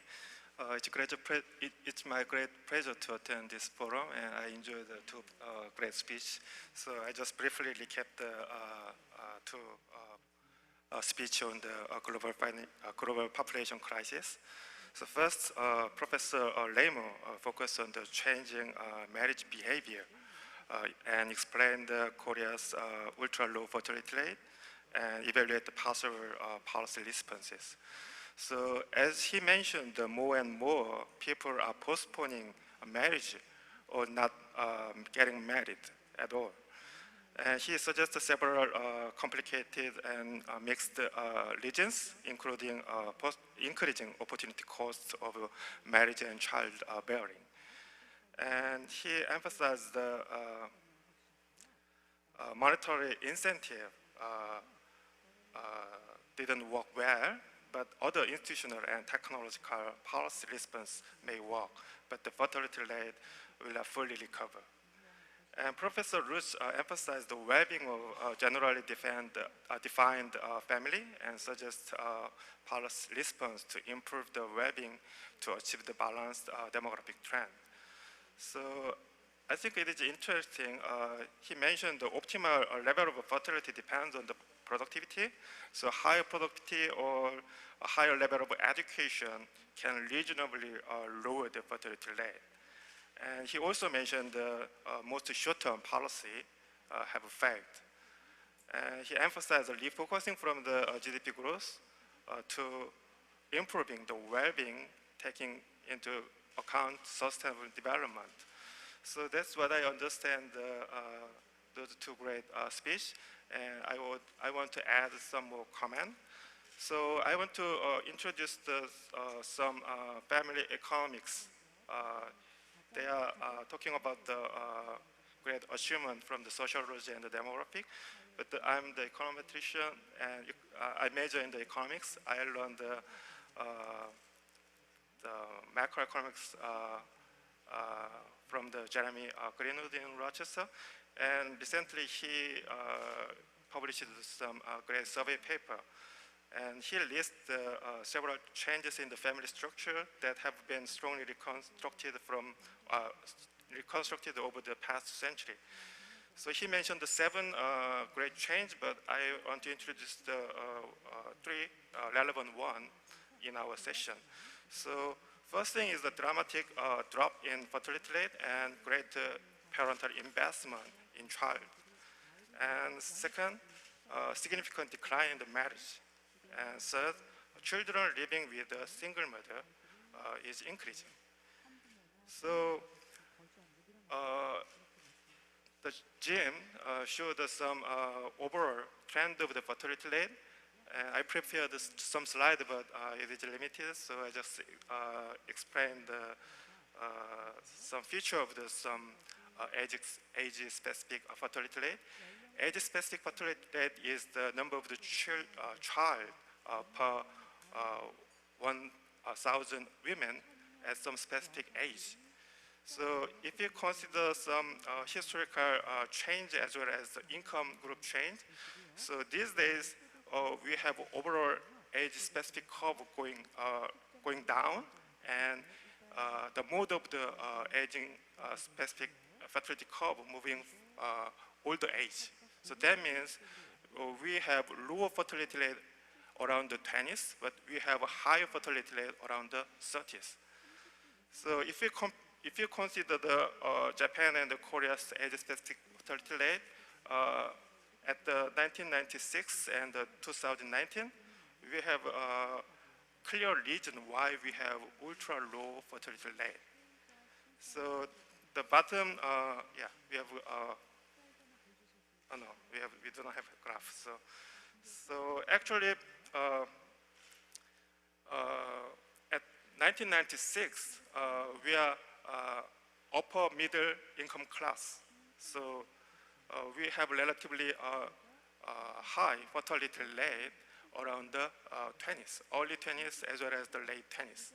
But these days, our fertility rate after the 31 or 32 is similar to the other developed country, but we have ultra low fertility rate around the 20s, right? So we have just 6 child born per 1,000 women at age 24. So previously we have a substantial number of the child born around the early 20s and late 20s, but these days we have ultra low fertility rate around the early 20s. That drives the sharp decline in fertility rate in Korea. So as Jim mentioned, we delayed the marriage and we have quite low non-marital childbirth. So that explains our ultra low fertility rate mechanically, distributionally. So we think about why we have ultra low fertility rate around the 20s. Because I want to emphasize the Korean specific context. We have very high future old age dependence ratio. As you know, we have more and more older people we need support. So we realize we have a substantial high burden for the old population in near future, right? And Professor Rush said we are well-educated people. Our young generation has a higher degree, more than 50% get a higher degree, college level degree. So we rationally expect we need to mitigate the old age dependence ratio. So the rational short-term response is we need to reduce the young age dependence ratio, right? total dependence ratio is sum of the old dependence ratio as well as the old dependence ratio. So we expect a high old age dependence rate, then we rationally push down the burden of the the young age the dependence rate. So there's one rational response to adjust the fertility rate. But even though we reduce the fertility rate, young age dependence rate, we definitely have a huge overall dependence burden. So we need to somehow break the intergenerational transfer system. So basically, historically, we have a family or clan system to transfer from the old generation to the young generation. So that's the typical idea of the diamond model. So we have overlapping generation model, young generation and the old generation. But now we realize three overlapping generation is realized. Not the young and old, but we have young and middle age and retirement age. So we have both burden for the young age as well as the old age. So our family system is built upon the two group overlapping generation model. Then we break down. Then the government kick in and we introduce a pension. But as you know, in Korea, pension system is not sustainable. So we do not fully utilize the intergenerational transfer. So we over-saving or we over-prepare our income stream for the near future. So to mitigate some kind of the bad externality, we need some kind of stable and sustainable intergenerational transfer mechanism. So we need some kind of pension reform as well as some loan for the family formation. So we already introduced the loan for the study, right? So students have some kind of special loan for their study because studying at young age has huge positive externality. We have a limited time for the bearing the child, so we may consider some kind of loan for the bearing the children because the teenager is good for the good period for the study, and tennis is a good period for the forming a family and bearing the child. So yeah, that's all. Yeah. Thank you. Dr. Lee just mentioned that the currently decline in fertility is kind of a rational response to the various social changes, such as the breakdown of the traditional old age security system and increasing the burden upon the young people. So do you think that it's really a rational response to the changes? And do you have any the response to Dr. Lee's remark?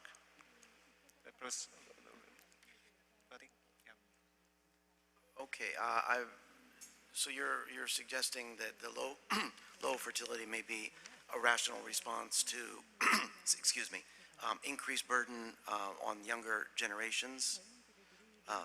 Yeah, I think that makes some sense. I think that one of the things that we need to think about, and this will be very relevant to Professor Lutz's emphasis on dependency ratios, is the support for old age pensions, the support for public health care, and the extent to which those are all pay-as-you-go systems. Korea has a pay-as-you-go system, the United States has a pay-as-you-go system, Japan has a pay-as-you-go system, and to the extent that the burden of supporting the growing older generations, either directly within your own family or indirectly through these pay-as-you-go transfer systems, is relevant for the economic feasibility of marriage at young ages. I think that's something we need to think about. Maintenance of existing public pension provisions, transfer levels, replacement levels, if you will, the maintenance of existing public health care systems are not, we can't maintain the same levels of benefits. Something has to change. in order to make that balance. I'm not sure if that exactly answers your question, but yeah. Thank you. States are redistributing all the time through the tax system or whatever, and we also have to expand this idea of equity and redistribution to the life cycle approach. So there needs to be intergenerational equity as well as over the life course, as I said, with this rush hour of life being a particularly harsh time for young people. And as James just mentioned also, the pension system really plays an important role here. We are lucky, and this is one of the greatest achievements of humanity over time, that we can avoid premature death more and more, and the consequence life expectancy increases, and in many countries is now 80 or above.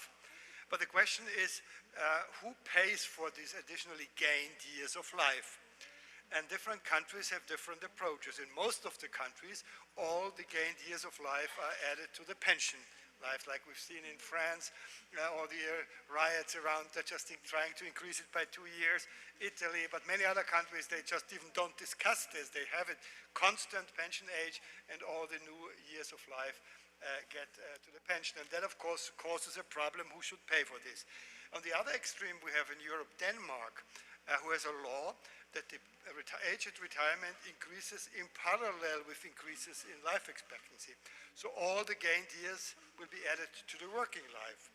And then we have some countries like Sweden, which I guess is a nice compromise. It's about half of the gained years of life go to working life, and the other is added to the pension life.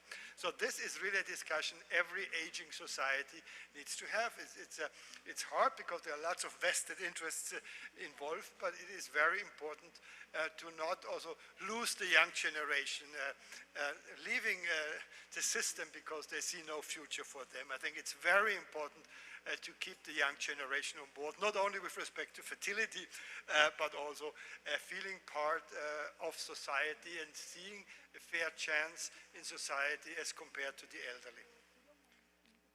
Okay, thanks for the remarks. And do you have the comments or the remarks to make? Okay. So what I want to say, emphasize is the intergeneration transfer system must be sustainable, and fair to utilize the gains from the intergenerational transfer. So historically, we have a family-based intergenerational transfer system, and we introduced the public intergenerational transfer system based on the growing population. But we know the definite demographic structure change, so we need to adjust properly. Otherwise, we stop transfer between the generation, then our fertility rate go down further. So that's what I want. Okay. We've heard very, typical the comments from economists. So now we change to some sort of cultural issues that you raised, especially gender issues, which is very important in Korea. So I would like to ask Professor Raymer about the gender inequality. And you suggest that a major explanation for South Korea's fertility is gender inequality, right? And but I believe that the other Western countries like United States were not so much different from the current South Korea about 50 or 60 years ago.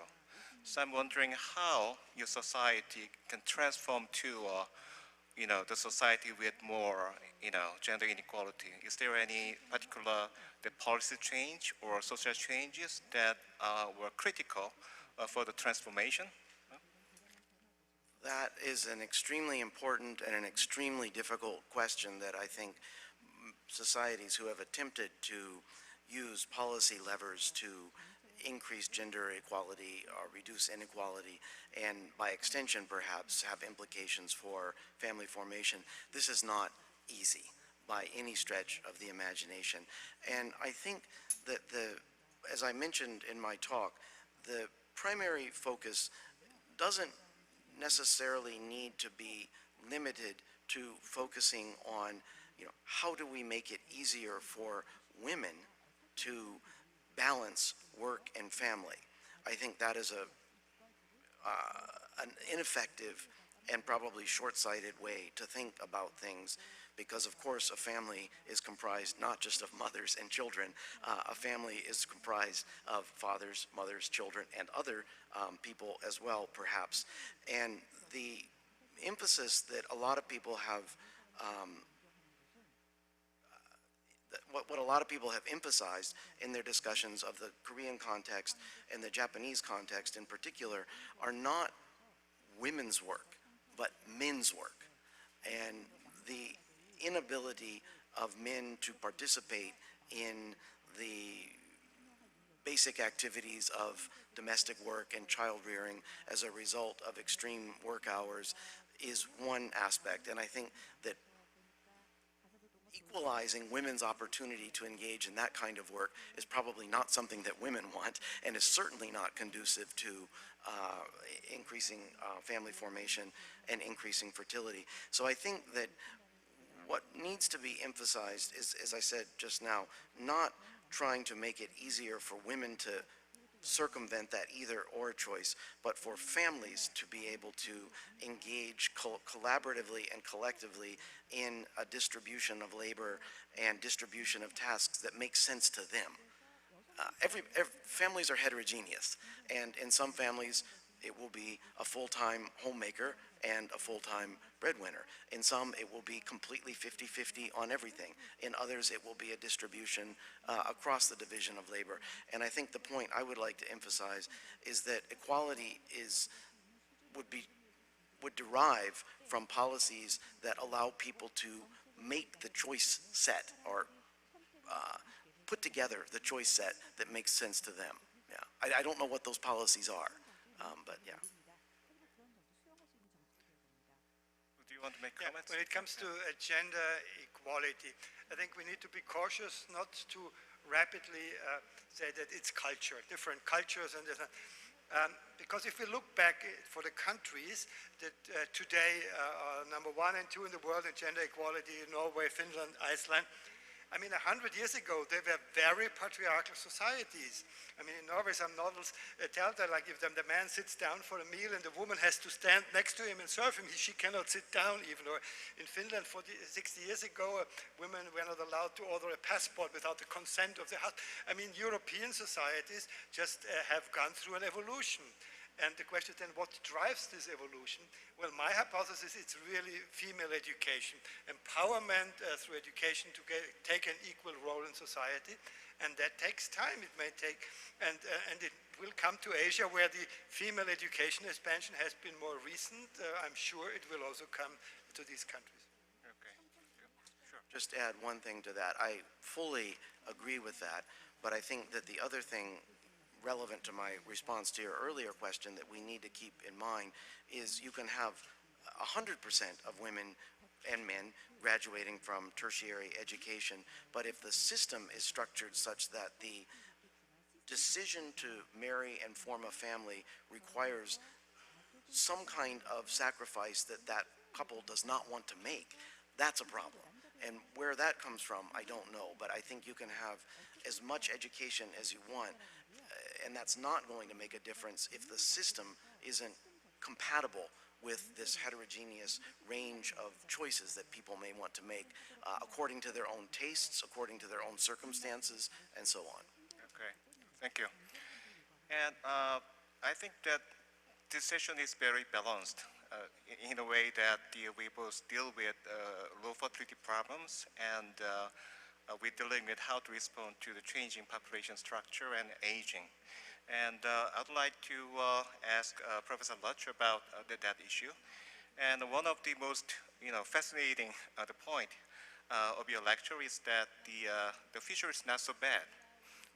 If we can increase the productivity and labor force participation sufficiently, then perhaps the decline in labor force and increase in dependence ratio would not so bad as many people believe.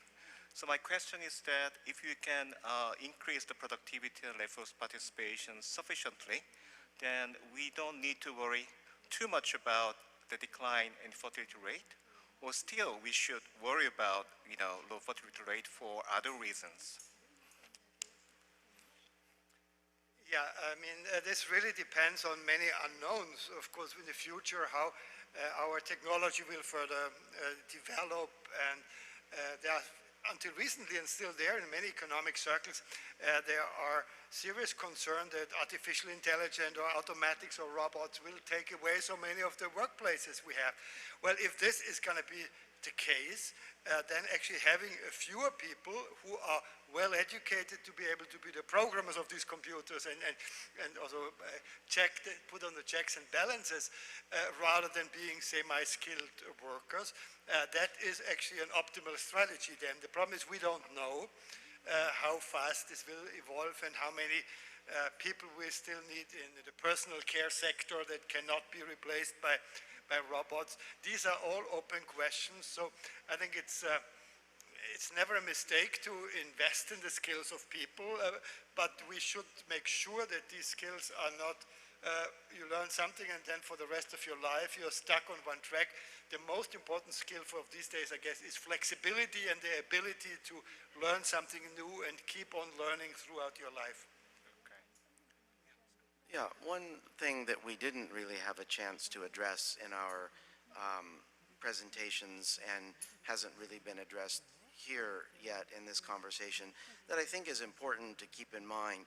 I do completely understand that the degree to which we should think about low fertility as a crisis or a concern depends fundamentally on how we envision and understand other changes that are taking place at the same time. Having said that, I think that one of the things that we haven't really paid attention to is regional variation, for example. So I do think there are reasons, maybe from a more cultural or historical or social perspective, not purely an economic perspective, to be concerned about rapid population aging and population decline. Let's think about a country like Korea, where 50% of the country lives in the Seoul metropolitan area, or a country like Japan, where 30-some% of the country lives in the Tokyo metropolitan area. There are many parts of the country for which low fertility over an extended period of time means something fundamentally different than it means for Seoul or Tokyo. It means essentially the disappearance of the capacity to function as a municipality, as an entity. And that may be something we can't do anything about, but I think it's something that we need to be, I think people are very aware of this, but I think it's something that shouldn't get lost in the discussion about the ways in which we can circumvent the issues related to rapid population aging, population decline around low fertility, because it really does mean something different in societies, local areas that will disappear, essentially. Yeah. Okay. I understand that you are not the sort of policy expert, but still I would like to ask some questions about policy. It looks like that you are not, very favorable about these sort of short-term the policies, such as the providing the money to the family and so on. Instead, you suggest sort of long-term goal like, enhancing family well-being and some other very structural changes in society. But it will take much long time and a lot of money to achieve that goal. But I'm wondering does it mean that we can sort of ignore the current young population? I mean, who are considering the marriage and childbearing in the short term. So my question is, what would be the balance between the short-term, policy and the long-term policy, and what would be the best first step toward the long-term achieving the long-term goal, such as the making family happy? So, do you have any? Well, that certainly is a big and important question that is incredibly difficult to answer. The reason that I'm skeptical about the policy that focuses primarily on cash transfers, so an extra X $100 for child 2 or child 3, is twofold. One, there is no study that I'm aware of that has shown that this has ever worked anywhere. And two, as I was trying to emphasize in my talk, the issue in East Asia at least, is not about the costs of children for married couples. It's about the perceptions of the costs of marriage for unmarried couples, people thinking about the possibility of marrying and forming families. Of course, to the extent that people who are unmarried and want to form a family can see, look, the government is now being much more generous with respect to providing financial support to families with children. Well, maybe that is a short-term policy that could have some influence on accelerating family formation or facilitating family formation.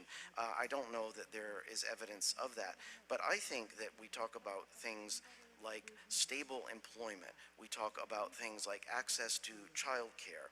We talk about things like reductions in the cost of education.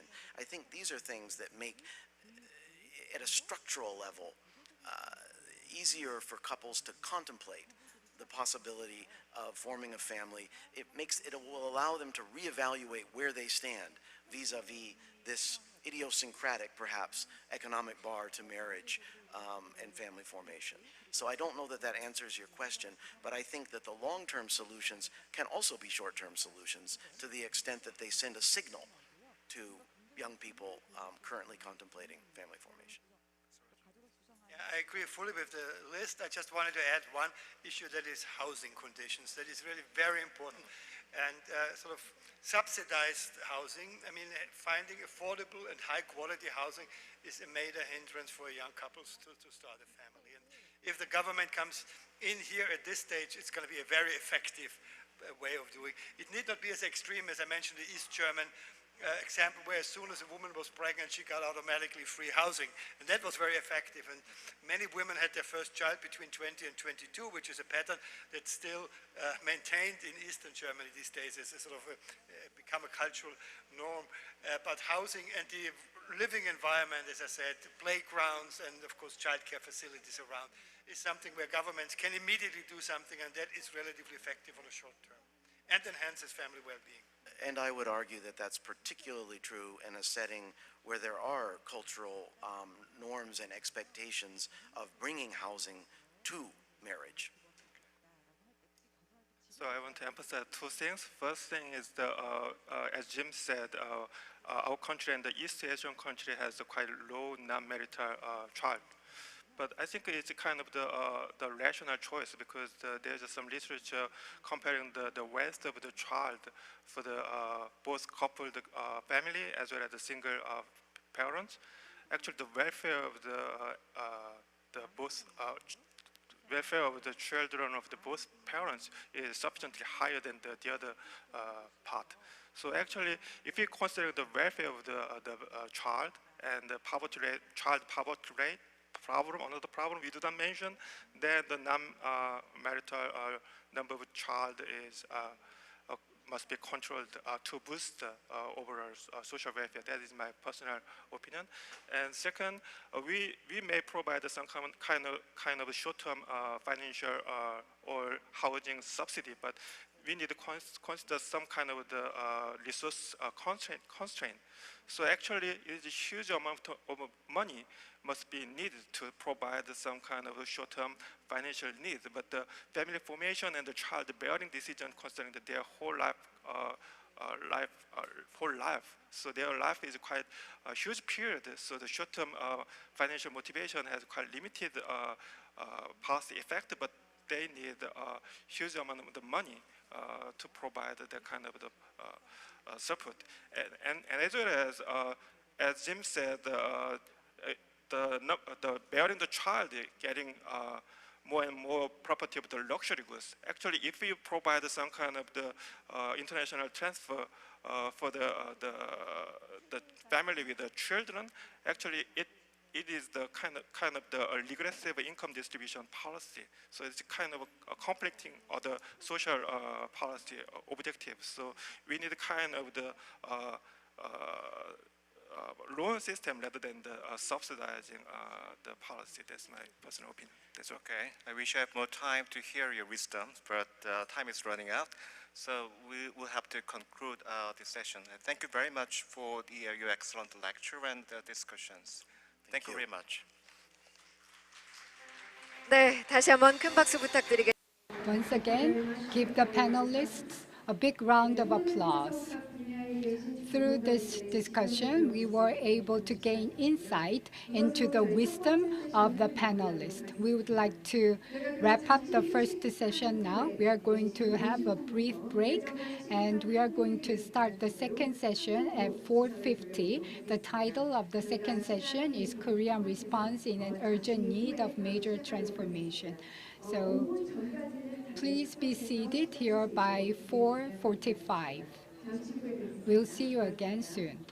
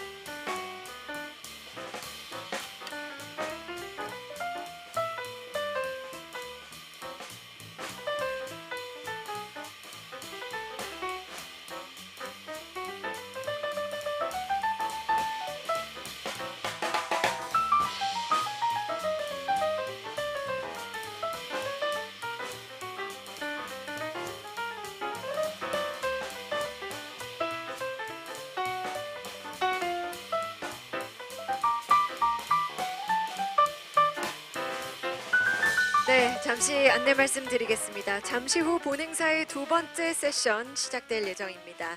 참석자 여러분께서는 모두 입장하셔서 자리에 착석해 주시면 감사하겠습니다. 아울러 행사의 원활한 진행을 위해서 휴대전화는 무음이나 진동 모드로 지금 바로 전환해 주시면 감사하겠습니다. 그리고 역시 두 번째 세션에서도 동시 통역이 제공됩니다. 한국어는 채널 1번, 영어는 채널 2번입니다. Ladies and gentlemen, I'll resume with session 2 of our forum. We kindly ask everyone to please enter the hall and to take your seats. And as a courtesy to others, we also would like to ask you to please turn your mobile phones to silent mode for the event. We also provide simultaneous interpretation for our session 2, so please use the receivers and turn to channel 1 for Korean and channel 2 for English. 네, 잠시 후에 시작하도록 하겠습니다. We'll start shortly. Please come inside the room and take your seats. Ladies and gentlemen, we kindly ask you to please enter the hall and to take your seats. Thank you very much.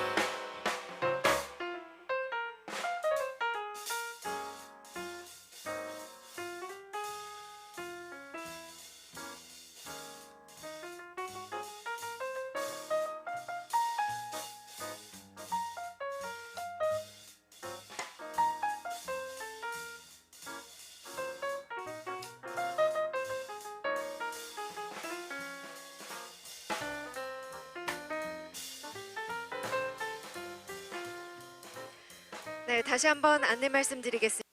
Ladies and gentlemen, we are going to start the second session shortly. Please come inside the room and take your seats.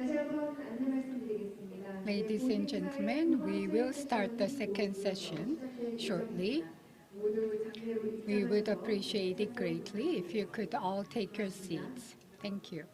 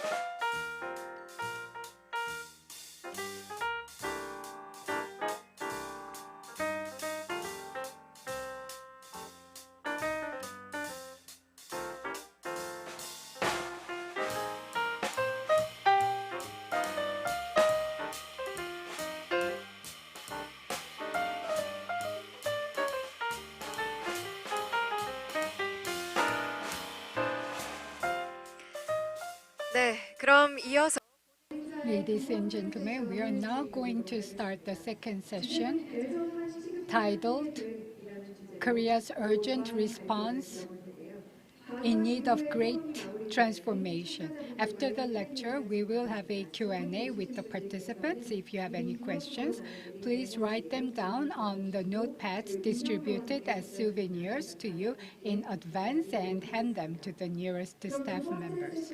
Now, the first presenter of the second session, Deputy Director General Reiko Hayashi of the National Institute of Population and Social Security Research of Japan.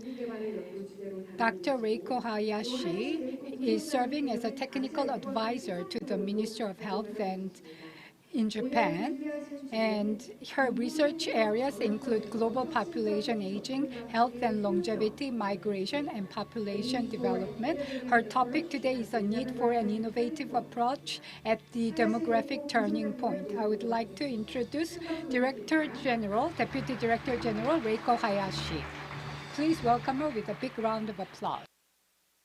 For the introduction, 여러분 안녕하십니까? 이름은 하야시 레이코.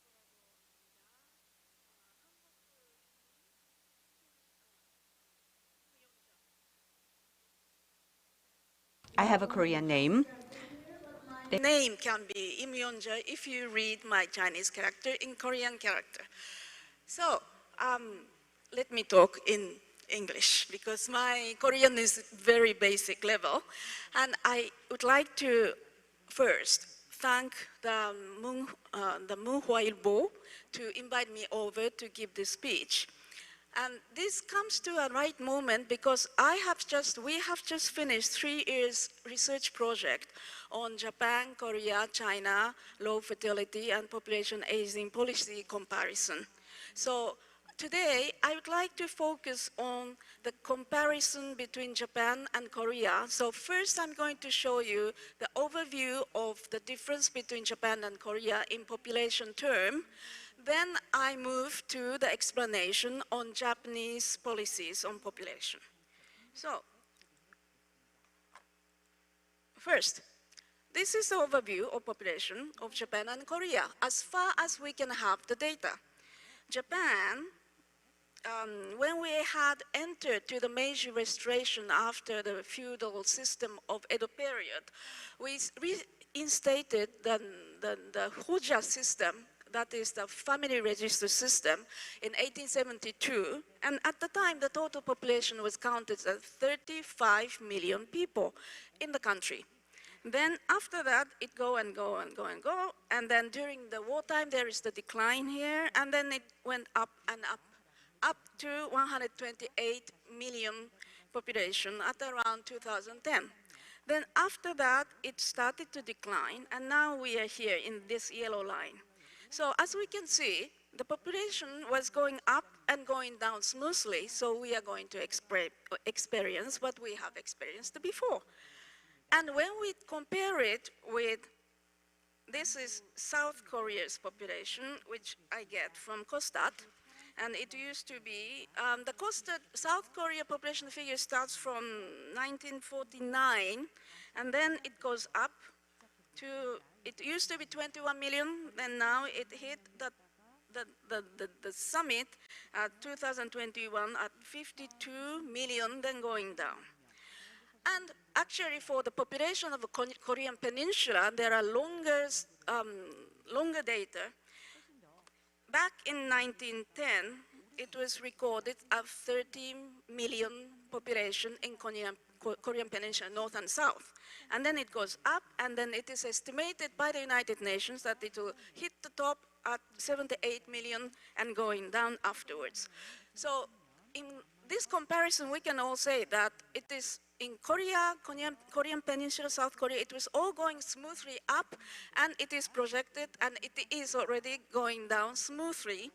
And also what we have to say here is that some 100 years ago, the population was only 35 million in Japan, and 13 million in Korean Peninsula, and 21 million in South Korea. That means that we have plenty of population increase. So for a certain time, maybe we can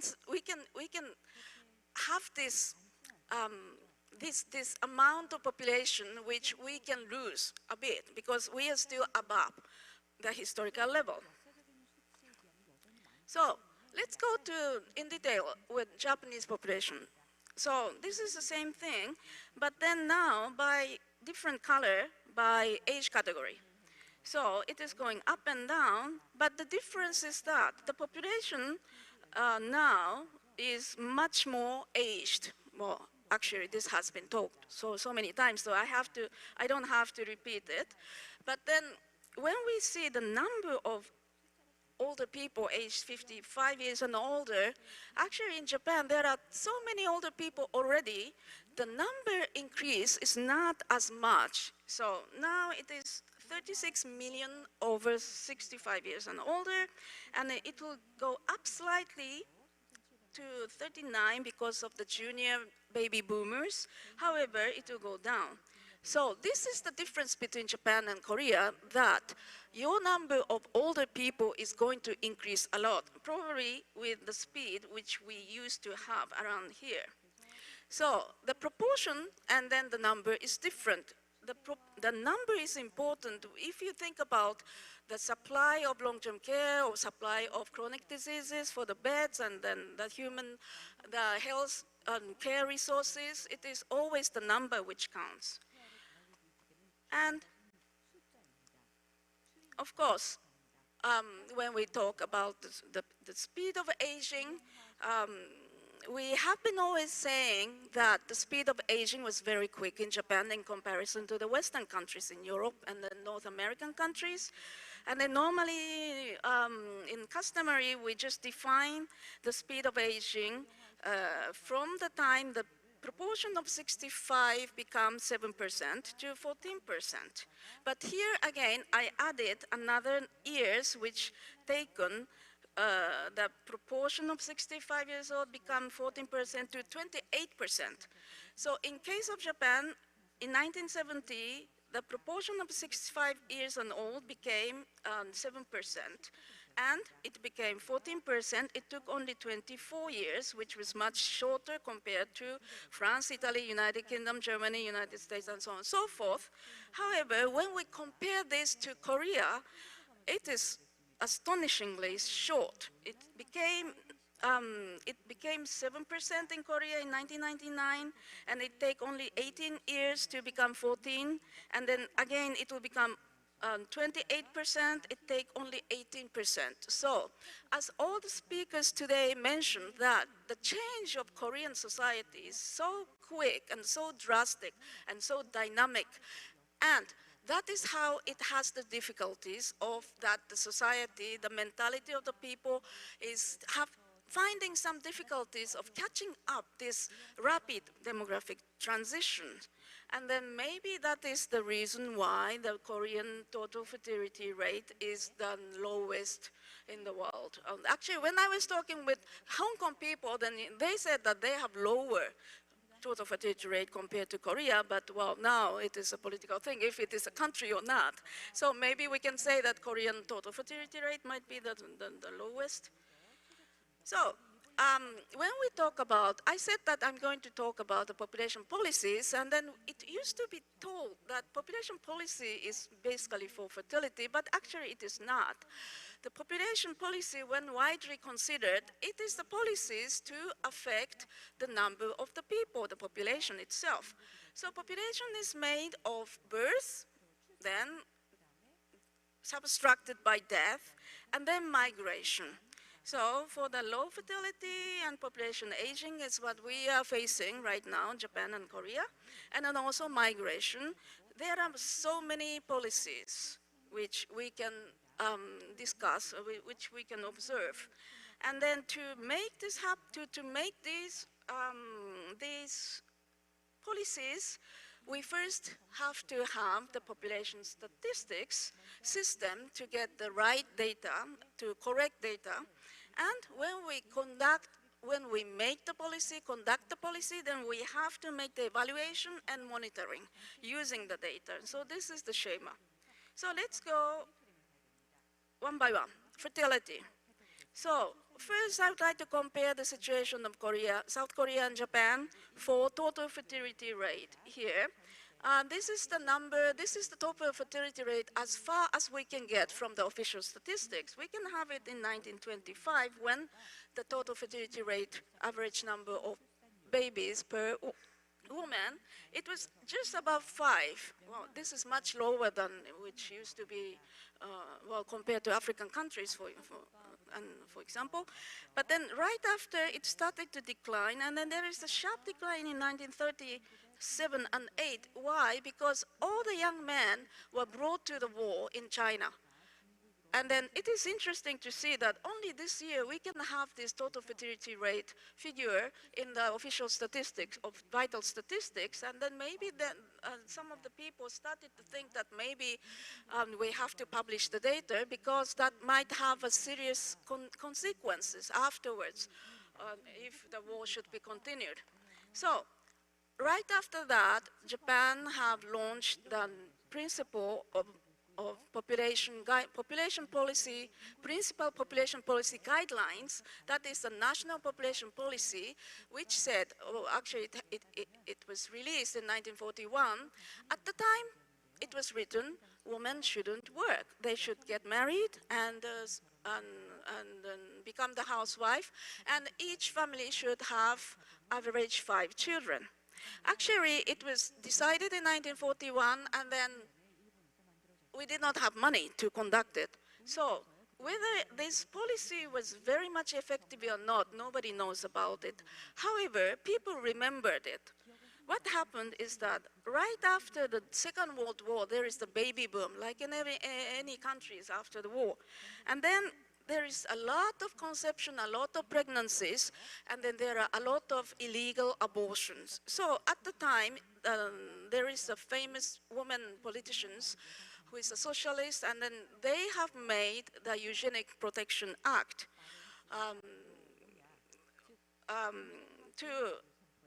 actually, let me go to the next slide because I just write it down. In 1948, the Eugenic Protection Law was launched, and then the abortion became no more illegal. Abortion, even with economical condition, became legal. And so there is a sharp decline of total fertility rate here. It goes down to the replacement level, which the replacement level is the level that if it is below, in the long run, the population will decline. If it is above, the population in the future will increase and then explode. So in the 1950s, it went down the replacement level. Then during the time, it was somehow stabilized at around the replacement level. Then it started to decline in 1973 when the oil shock hit. It kept on decline, but government did not do anything to raise the fertility. Why? Because we had this taboo of talking about population policy to raise the fertility. We remembered that what happened during the war, so we did not bring in the policy. However, when it became 1.57 in terms of total fertility rate, which was below 1966. Actually, 1966 is a fire horse year, which it is only in Japan, not in Korea, but the women who were born in this year, people believe that the woman is going to burn out the husband in the future, so many people avoided having children at the time. But anyway, well, if I start talking about this, it will take longer. But when it became less than the year of fire horse, then we thought that maybe we have to do something, and then we have set up a bureau within the Ministry of Health and Welfare Office, and we started prepare the population policy as the low fertility policy. And in 1994, there is the Angel Plan. This is the first pronatalistic, or just to promote the woman's work-life balance. Then after that, almost every 5 years, we have this big population policy framework afterwards. So the same thing, so far, we have many kinds of fertility-related national policy items. National policy, which I have mentioned in 1940 there was, and then 1990, 2022, 2020. And then there is, of course, maternity allowance, which is a long history, and maternity leave. The mother can leave from the jobs, and then child allowance to give cash to the family which have the child. It actually started in 1972. At the time, people said that this is not population policy. This is to support the poor family or support the family with children. So at the time, you can clearly see the population policy was a taboo during the time. But anyway, this taboo has started to be removed, and then now we are having child allowance as a basic policy line. And then child care leave, which has started in the middle of 1990, and again, but anyway, the nursery center is important. Spouse tax deduction, we have this system which there is not such things in Korea, China, or other parts of the world. And then also gender equal employment support. It was very important. It was adopted based on the UN Charter of Gender Equality. This law was 1985.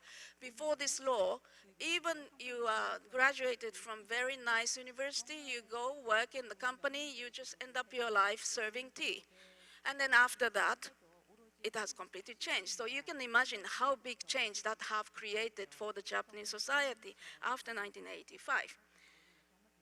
So these are the basic low fertility policies, but recently we are putting more efforts for marriage support. As Jim talked about how the marriage is closely linked with fertility in Japan, Korea, and also in China, the marriage support is becoming more and more important.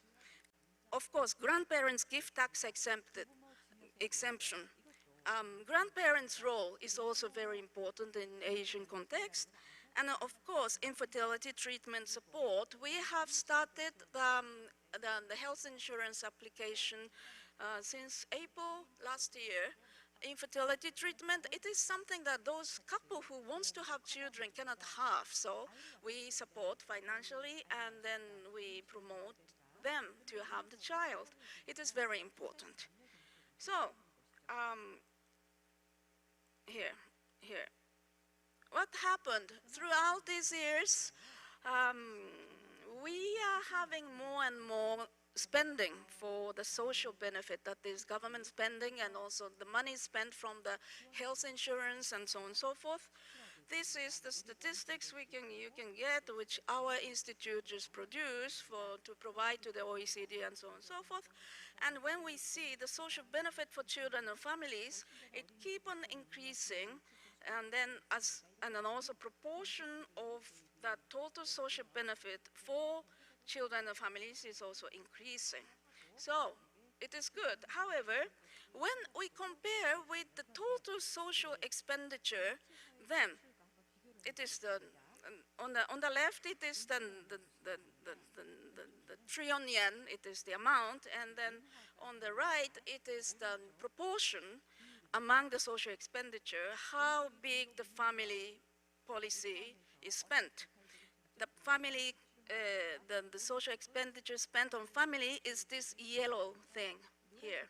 So although it is increasing, still it is very minor compared to old age or health.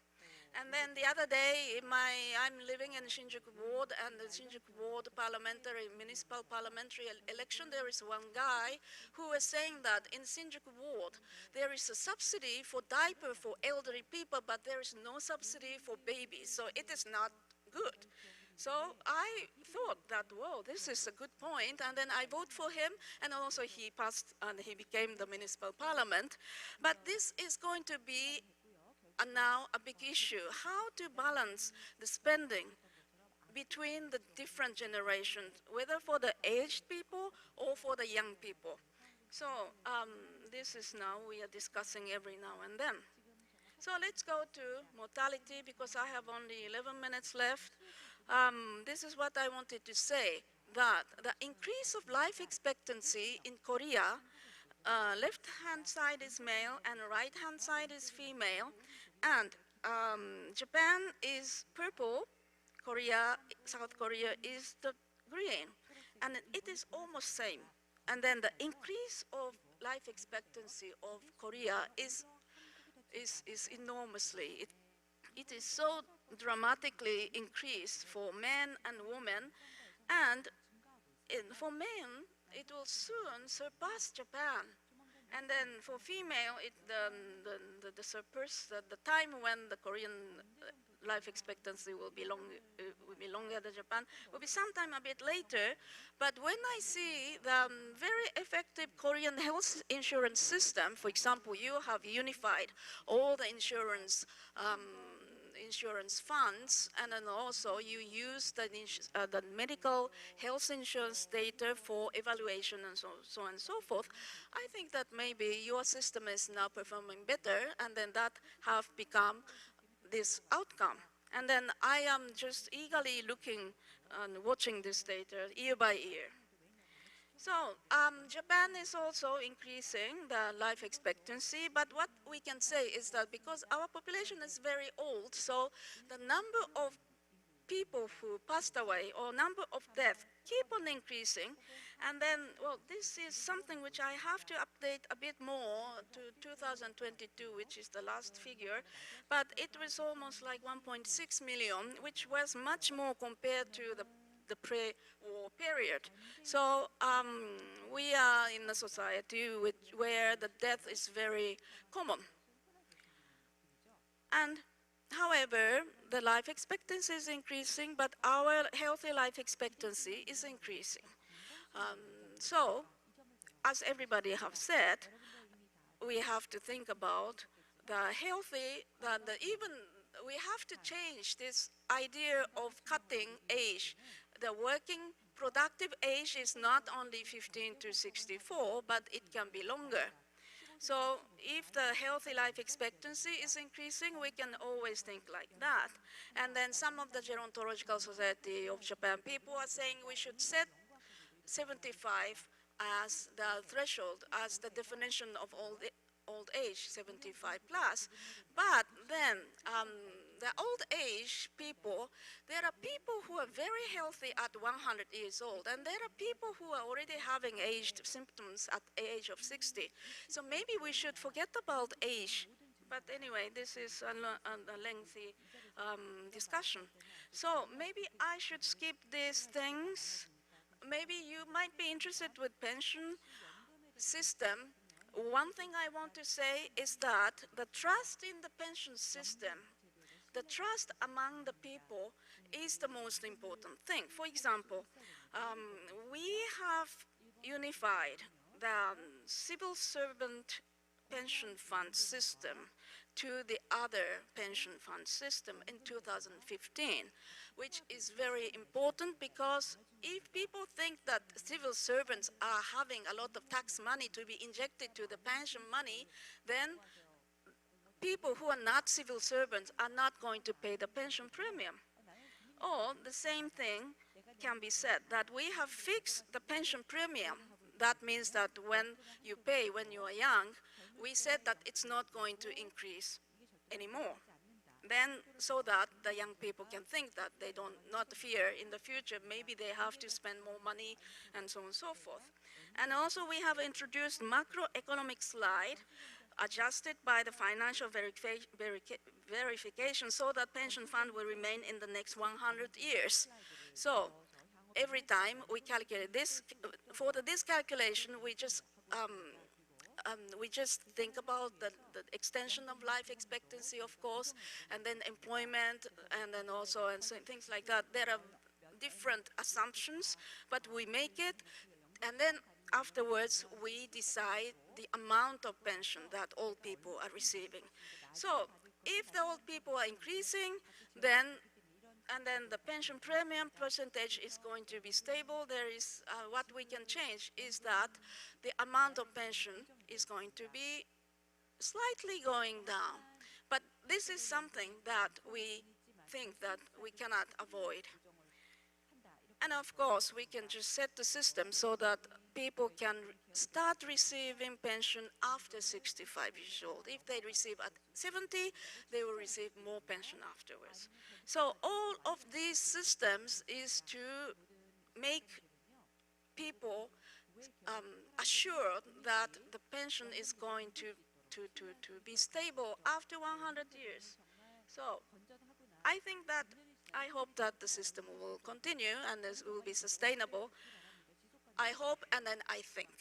That is all I can say. So I just thought that in today's opening remarks, I thought that migration might be very interesting, now the interesting point in Korean context, because the population is declining and then it is difficult to raise the fertility quickly. So when we think about, we have to think about the migration. So first, this is about the internal migration. As in Korea, Japan, we are, as Jim's talked about, this is from 1920, the first population census, to 2020. The proportion of people living in different zones, different geographical area. Tokyo area consists of 4 prefectures around Tokyo prefecture, and the proportion keep on increasing. Now there are 30% of total population of Japan living in Tokyo area, and all the other area were squeezed. Of course, you know well about the South Korea situation. This is from 1966 to 2010. I'm sorry, I should add 2020 figure, but I could not. And Seoul, Gyeonggi-do, and Incheon, it is almost now half of the people who are living, and it is increasing. So how to stop this concentration? We say Tokyo monopolization. So, for example, according to one of the survey which we conduct, here is the Tokyo area for, this is Tokyo prefecture, and the proportion of people who are born in the different, maybe I should say about one example. Here, this is Iwate prefecture in the north. 30% of people who are born in Iwate prefecture are now living in Tokyo area.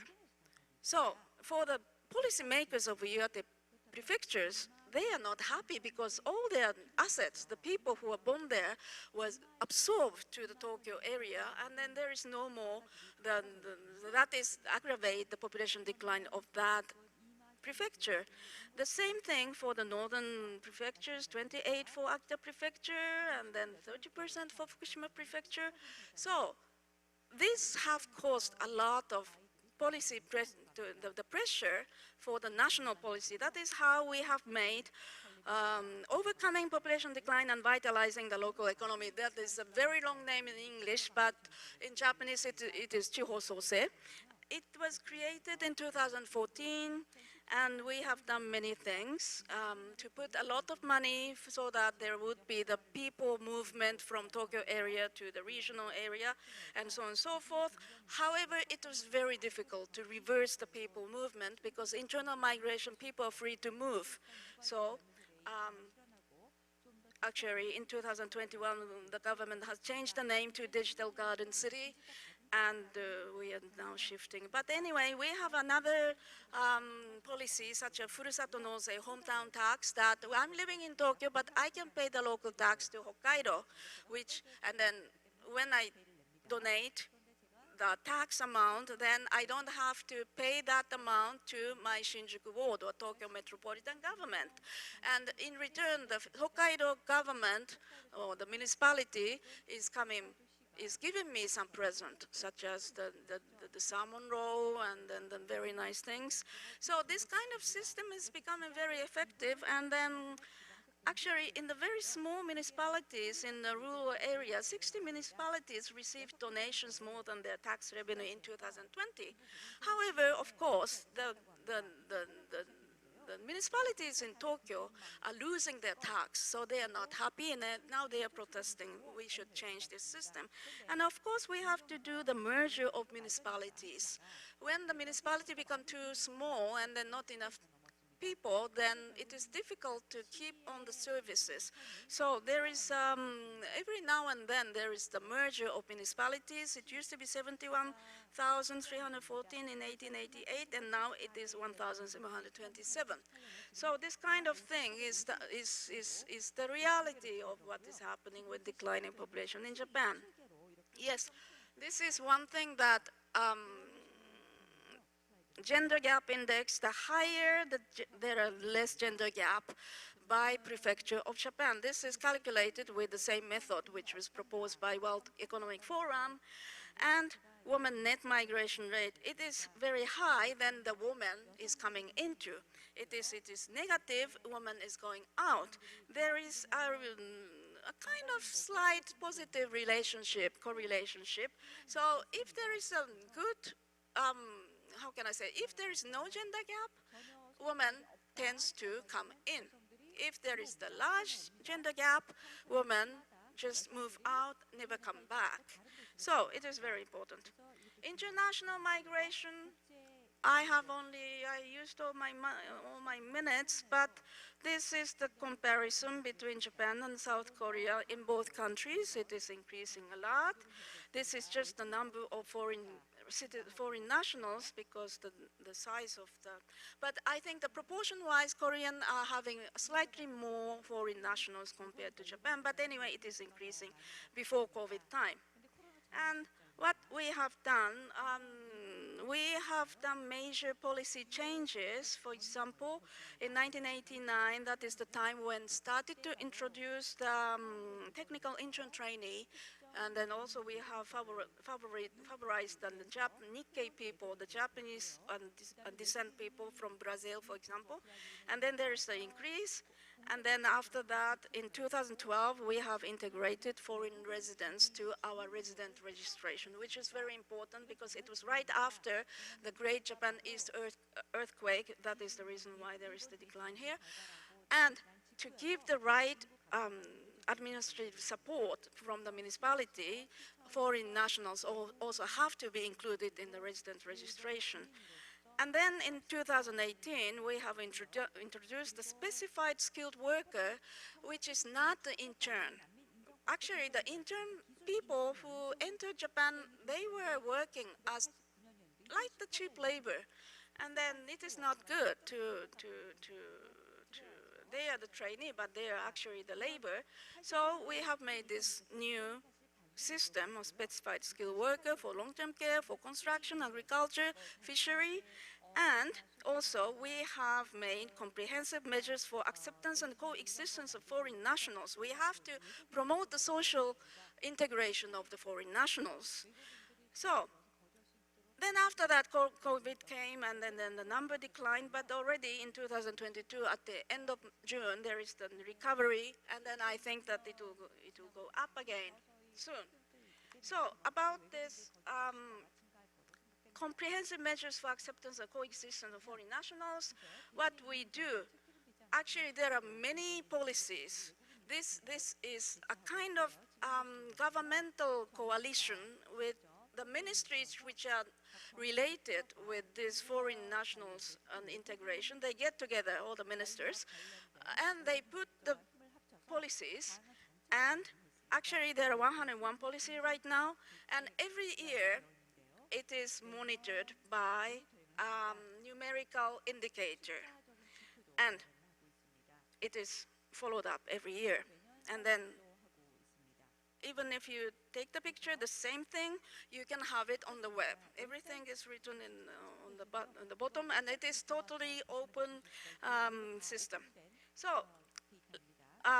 yes, before ending, one thing, this is the working age population should be revisited. This is, what is this? This is the workforce number in Japan. Up to 2010, there was no increase. At the time, we were saying, oh, it is not increasing because our population is declining.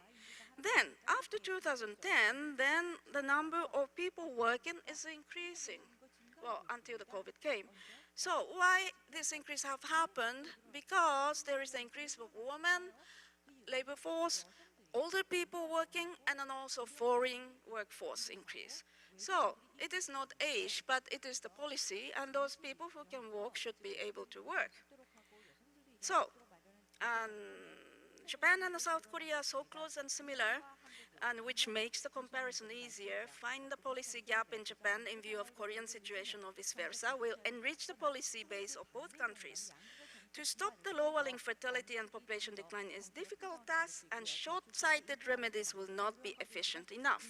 a broader long-range approach is needed.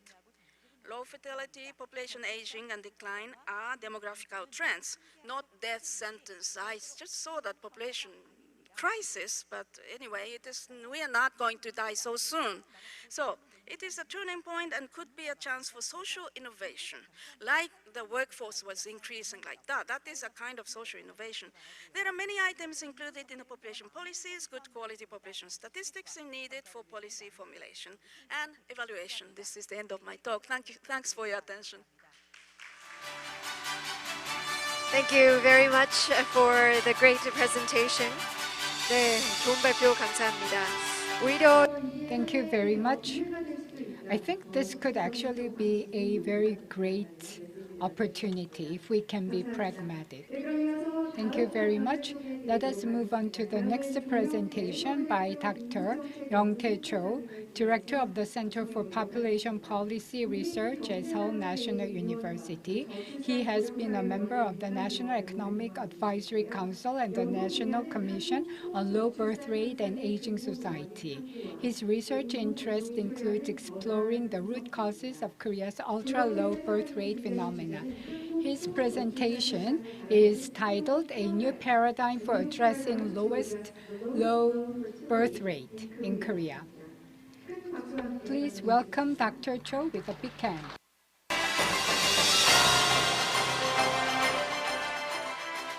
Thank you very much. Before I start, I think I have to make a big apology because today my presentation is actually very different from what you see in the program book.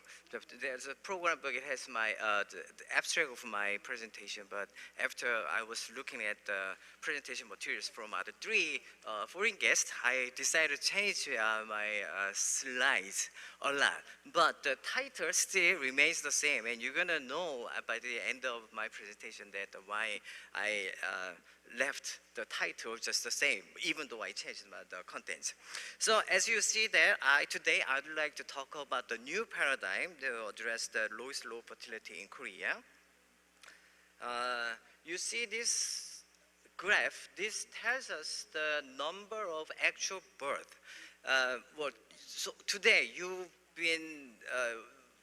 heard a lot about the total fertility rate, but as a demographer also, that I feel like what's more important is actually the actual number rather than the TFR. TFR, of course, is very important, and that determines the actual number of births. But what really comprises society is actual number of births. So as you see that in Korea, from 2001 to 2021, there was a 53.5% reduction in the actual number of births, which is much greater than the one we see from the total fertility rate. And from the 2011 to 2021, there was almost a 45% reduction. So it's a huge reduction.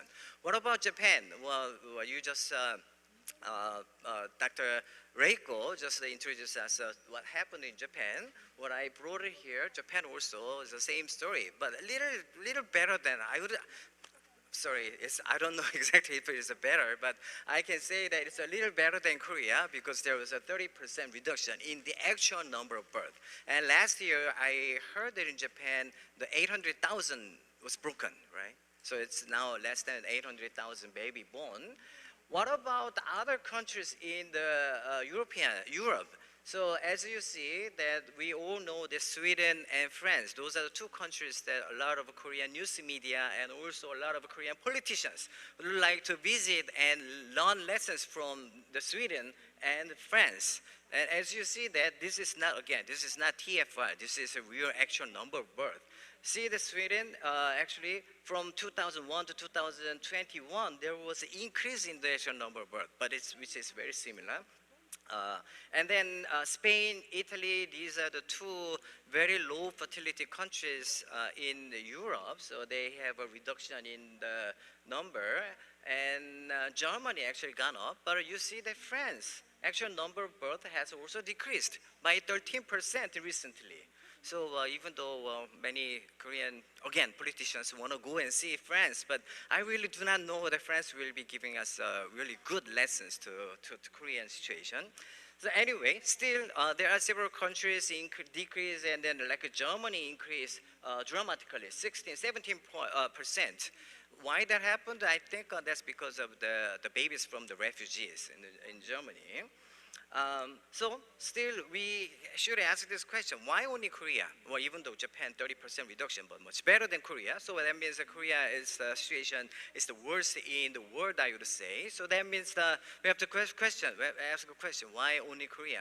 Well, SUNU is a Seoul National University. PPRC stands for Population Policy Research Center. So including me, with all the member of a PPRC, we pay attention to the population density and the concentration to the capita, which is Seoul, among young Koreans.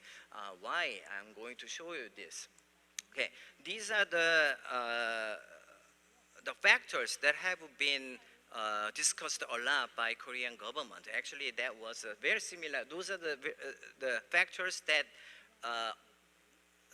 determinants of lowest low fertility in Korea that has been considered.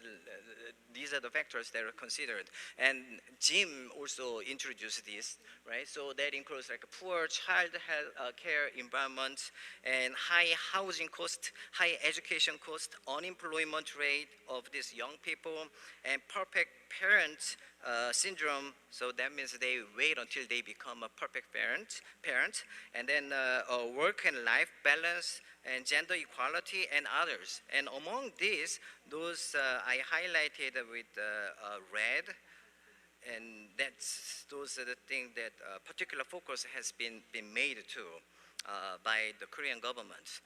Okay, this I do not want to argue that it's incorrect. I don't want to, and I'm not arguing that they are not the determinants. Of course, they are the determinants. I agree with that.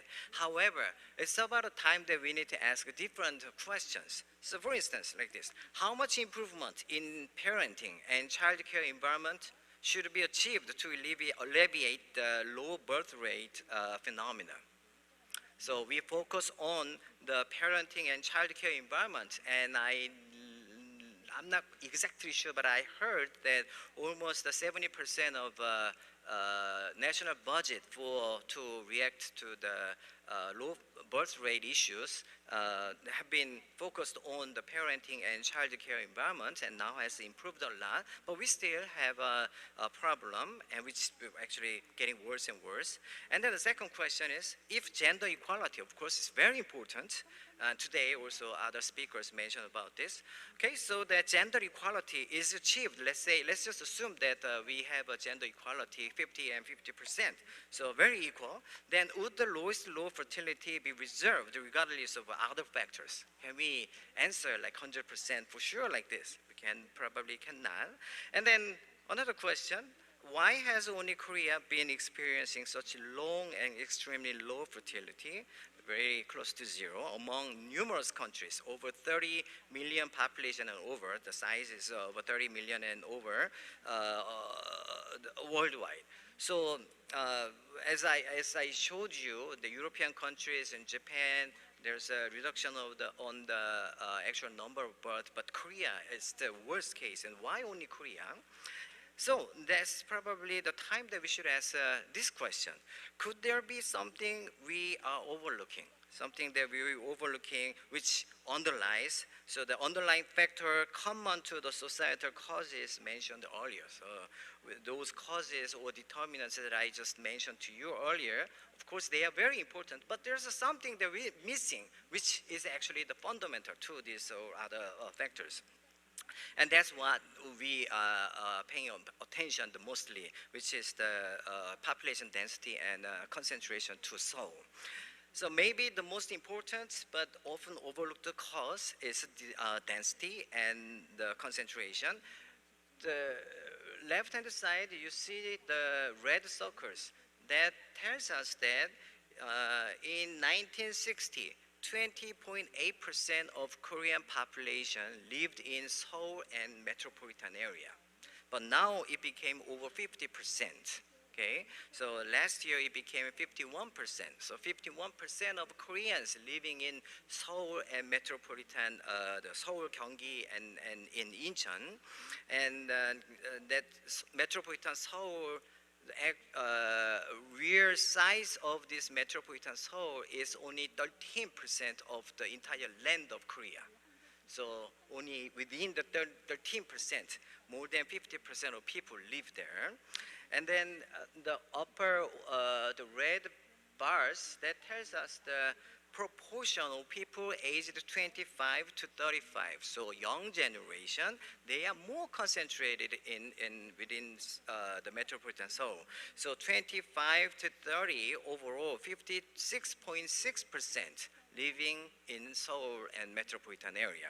And then as you see, that female is actually higher, 58%. So Seoul, if you're young, if you see any person, let's say in Austria, came from Korea, then look like around 30-year-old. More than half, more than like 58% chance that you will see that person came from Seoul, okay? And then down there, it tells us that those are people who are born in 1981. 37.9% of them, they were born in Seoul and with the metropolitan Seoul area. But when it became the 1990, so those are born who are 1990, they are already 32-year-old.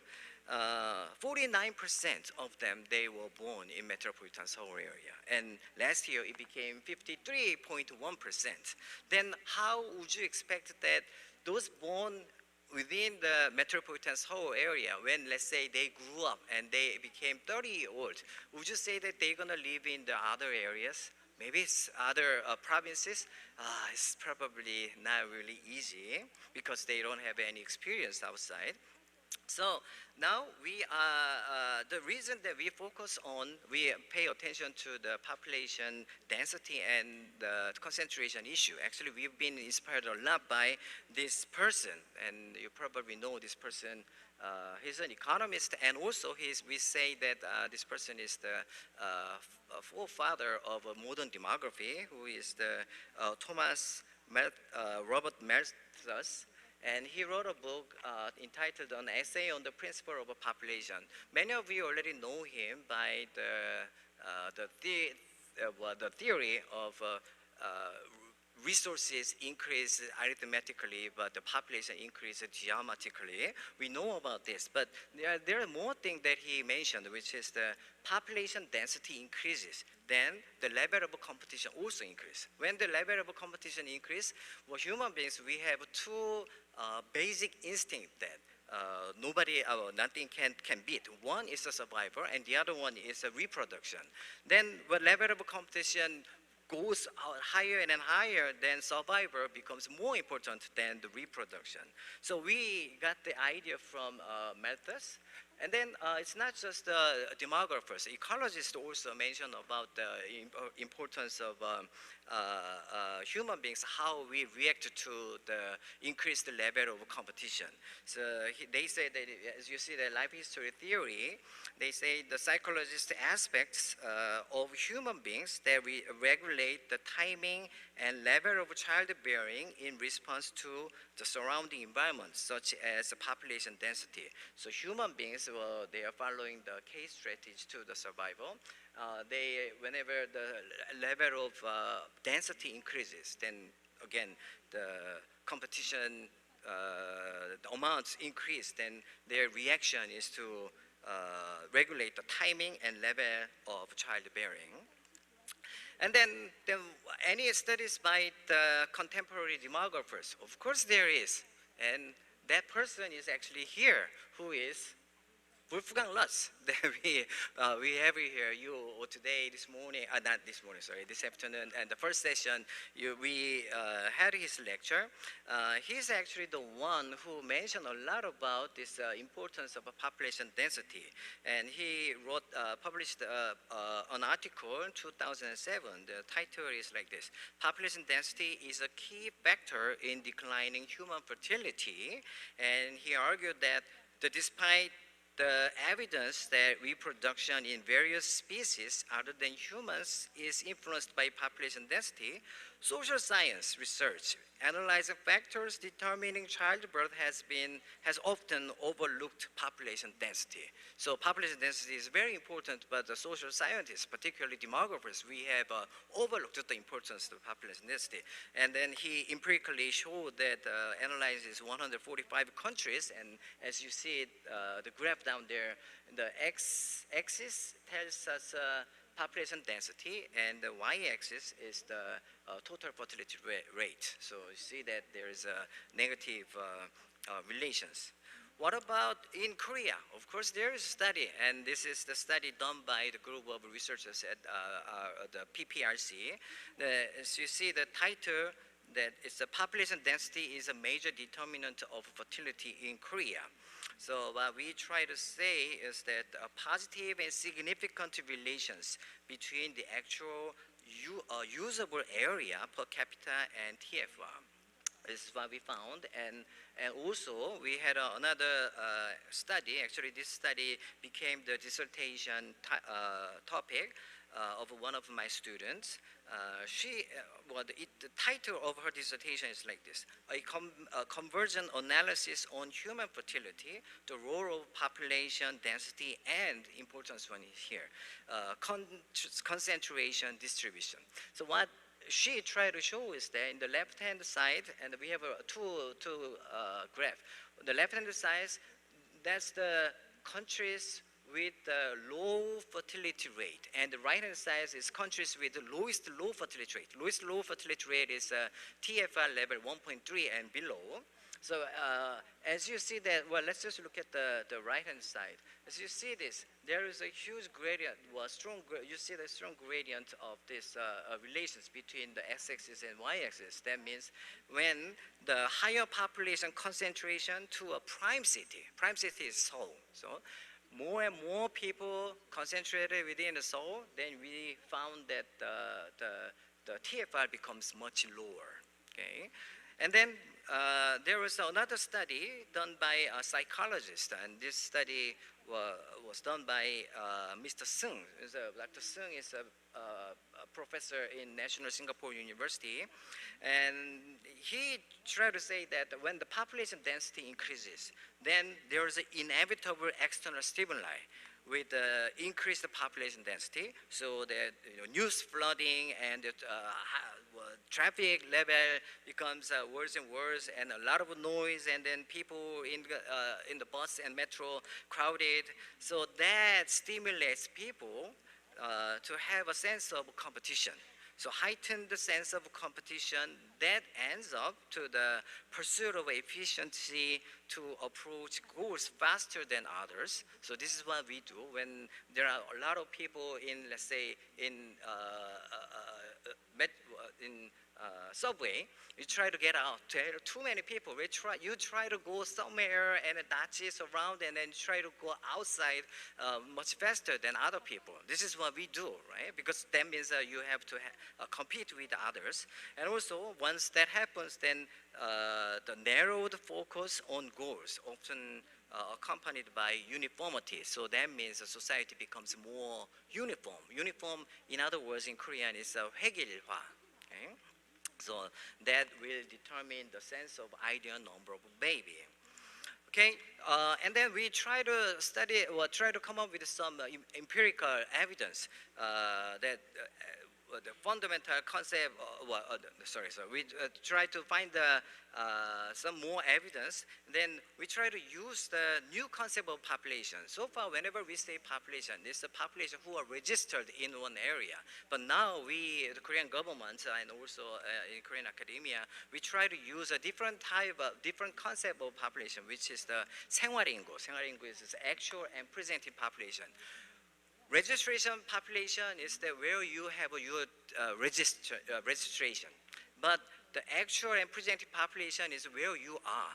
So where you are probably is more important than where you registered, because well, your registered place you probably spend only like during the night time to sleep. But during the daytime you go around and then you spend extra of your time. So then in demography we say registration population, deserved population, and actual and present population, we call it de facto population.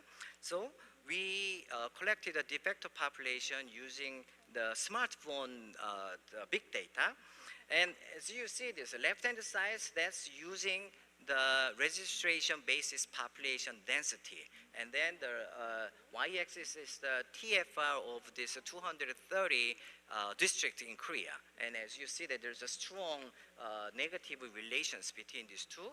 But on the right-hand side, this is the actual and presenting population. And you cannot really see, but the, what do you call it, the unit of x-axis is totally different. That means here, once you are using the actual presenting population, try to see the relations with the total fertility rate, the gradient is much steeper. So that means we could find the real relations between these two. So now we dig into a little bit more to the concentration issue, and we find that a female and male difference, which means like this. This is Korean, well, by the 17 provinces, and it shows, the number shows the sex ratio of among the 25 to 29. So that means if, let's say, we have 100 female, then if there are also 100 male, then their sex ratio is equal. But as you see that, only Seoul shows less than 100, which is 95.3. That means when we have 100 women, we have 95 men in Seoul. But when you go to other provinces, you see that men outnumber women.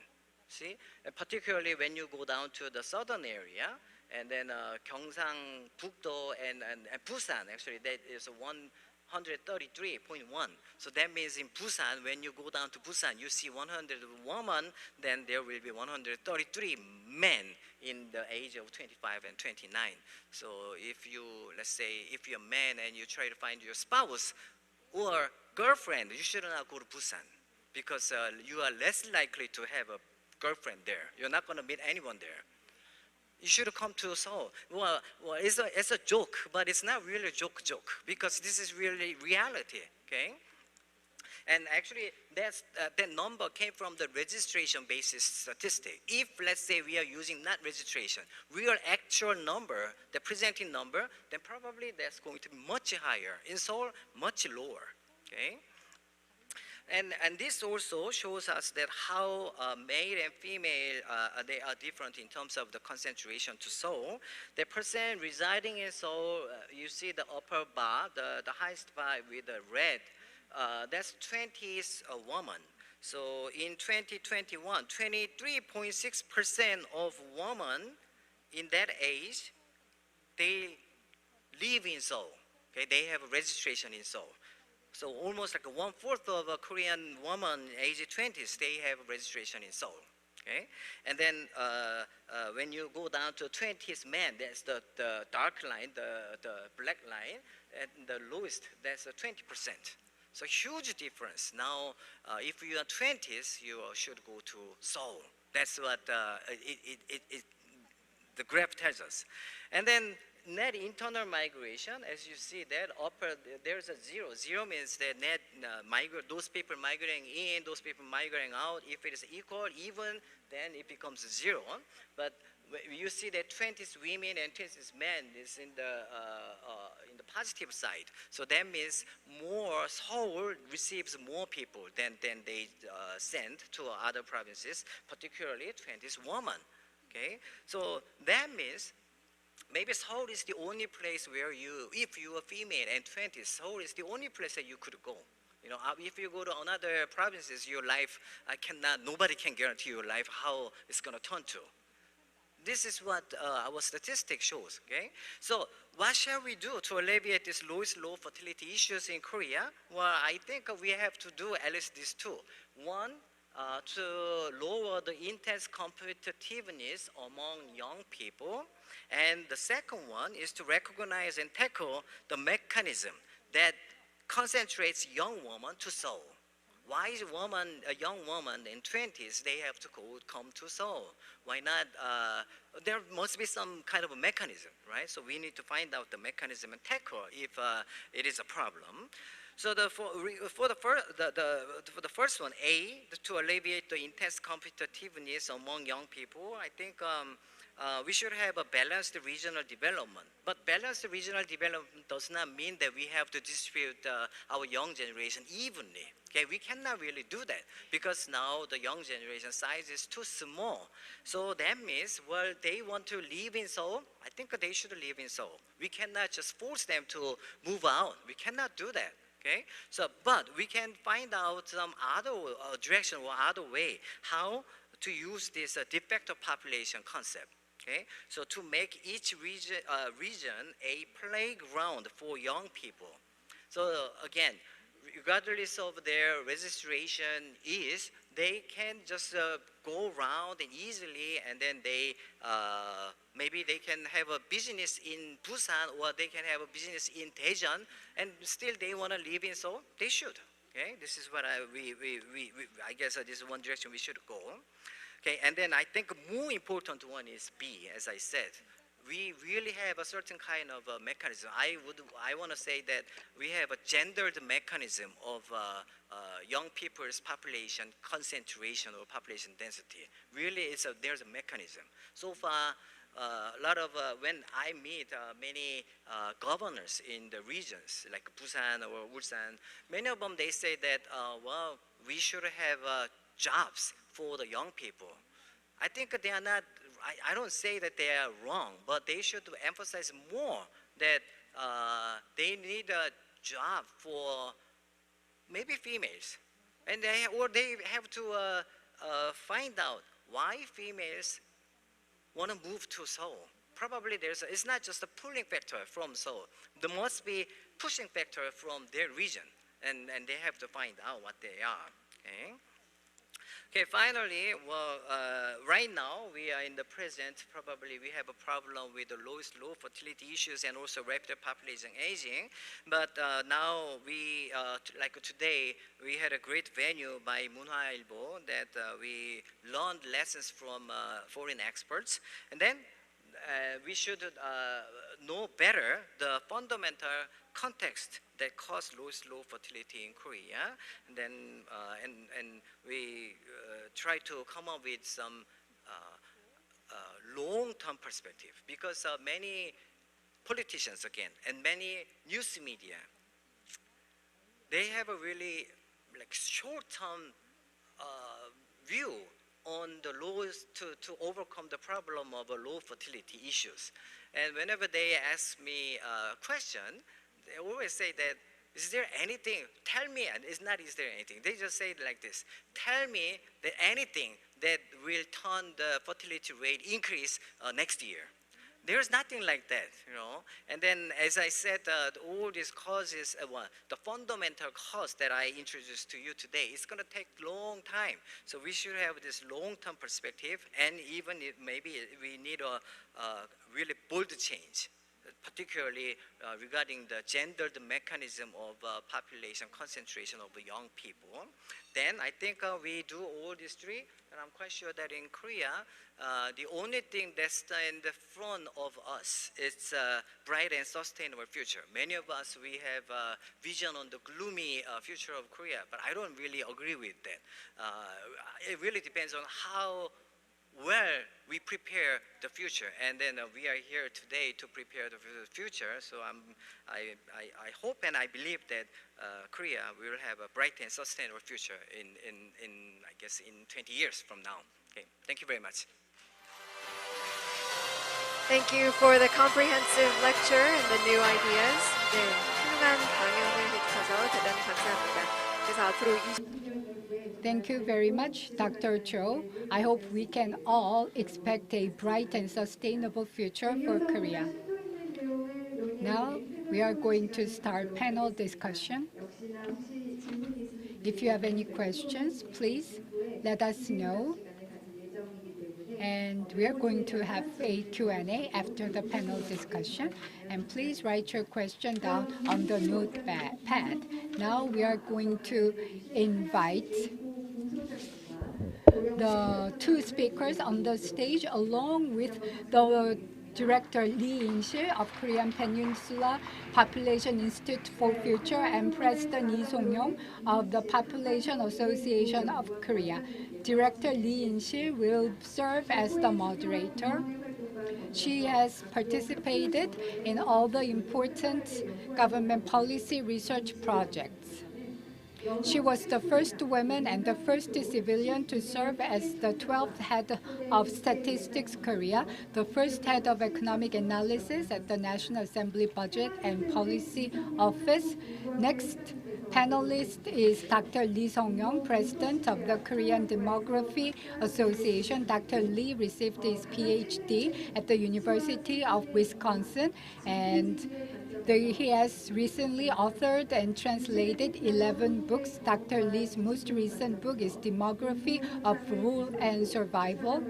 From the perspective of the groundkeeper, this book is known as a Korean-style demography textbook. I think we are ready to start the panel discussion. Now I will give the microphone to our moderator, Dr. Lee In-sil.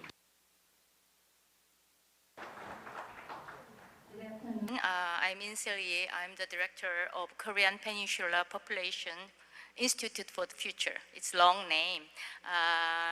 I was retired from Seogang University, but it's kind of my new job because of the population problem is so urgent, so I couldn't stay at home. Okay. I think the biggest role of the moderator is to allocate time well to get the best result, but unfortunately we don't have enough time. I suppose 30 minutes for the discussion, but only 20 minutes we have. We do two lectures, and we invite Professor Lee, as we introduced, who is the president of Association of Population of Korea, and he told me that he wants to use some PPT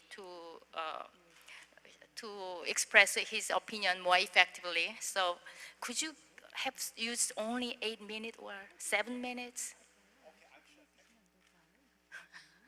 Okay.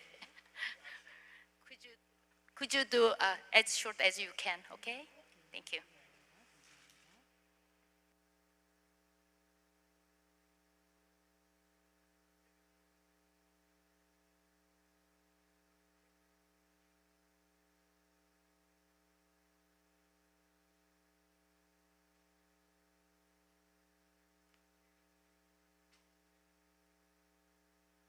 Okay.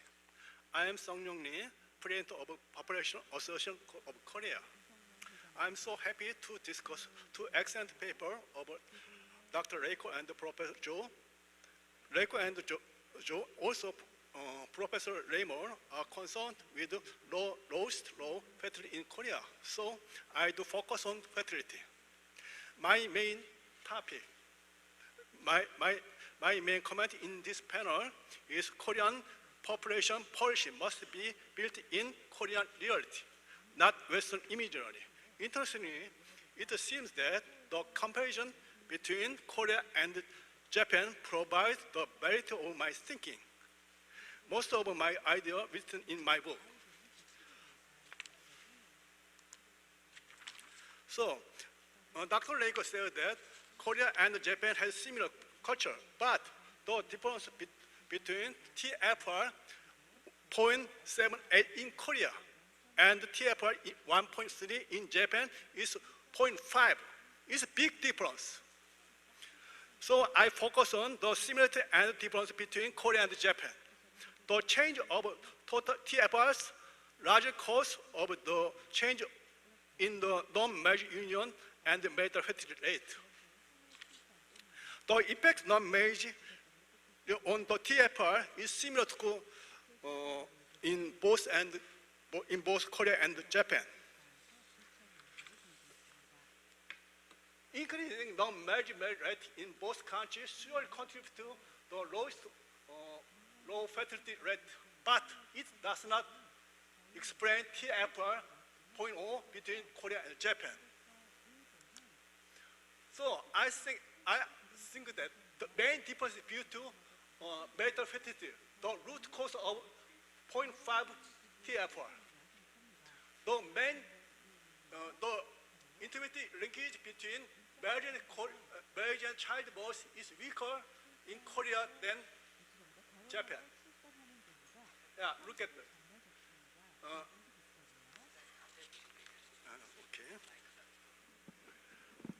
Okay. Prevalence of childless couple whose marriage length within 5 years increased from 36 to 2015 and to 46 in 2021. Also, the mean number of children decreased from 0.82 to 0.60 during the same year period. Gender equality work-family balance policy has been enacted, increasing Korean maternal fertility rate since 2006, but it seems to be fertility decline policy in Korea.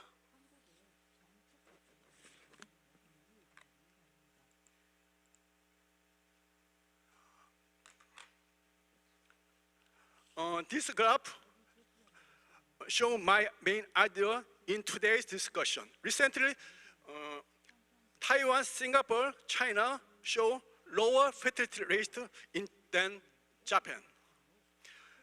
And also, the historically fertility trend of these countries are similar to that of Korea rather than Japan. So I think today's my comment may be helpful to understand this country's low fertility.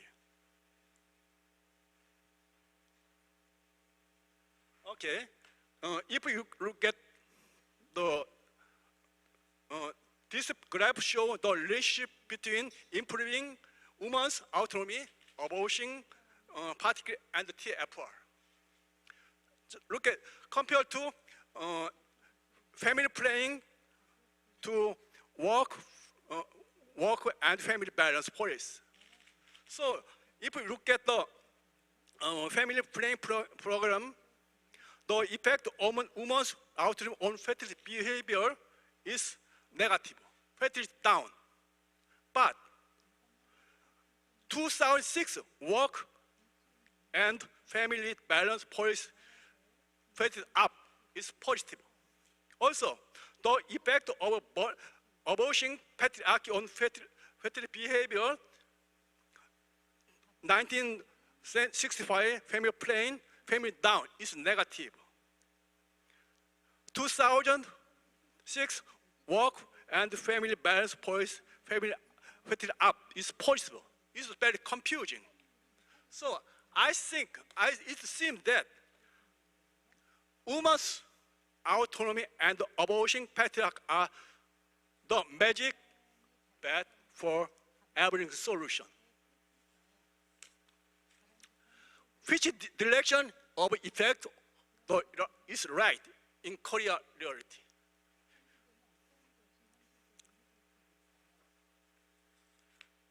It seems negative.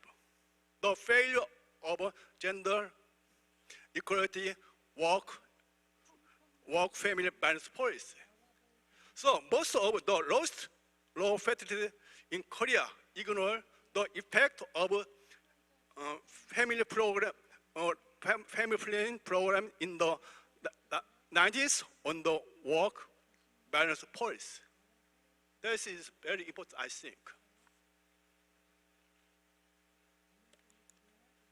So,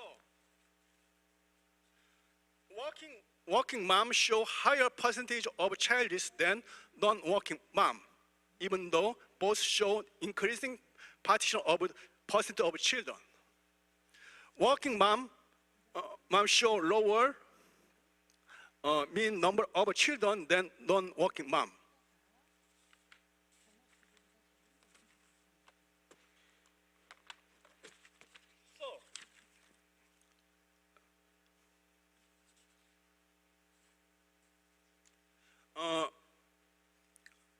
Gender equality, WFBF emphasizing women's career can disregard, even reject the woman's identity as being mother, which has been the intrinsic motivation for children in Korea.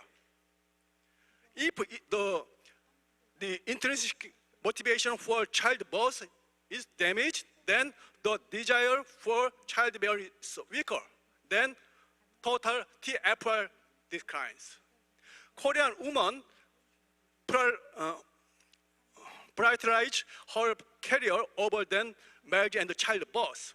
But Japanese women value family more than work. For the statement, husband work outside home, while wife take care of home. Over 40% Japanese women agree. But less than 10% of Korean young women agree. It's a big difference.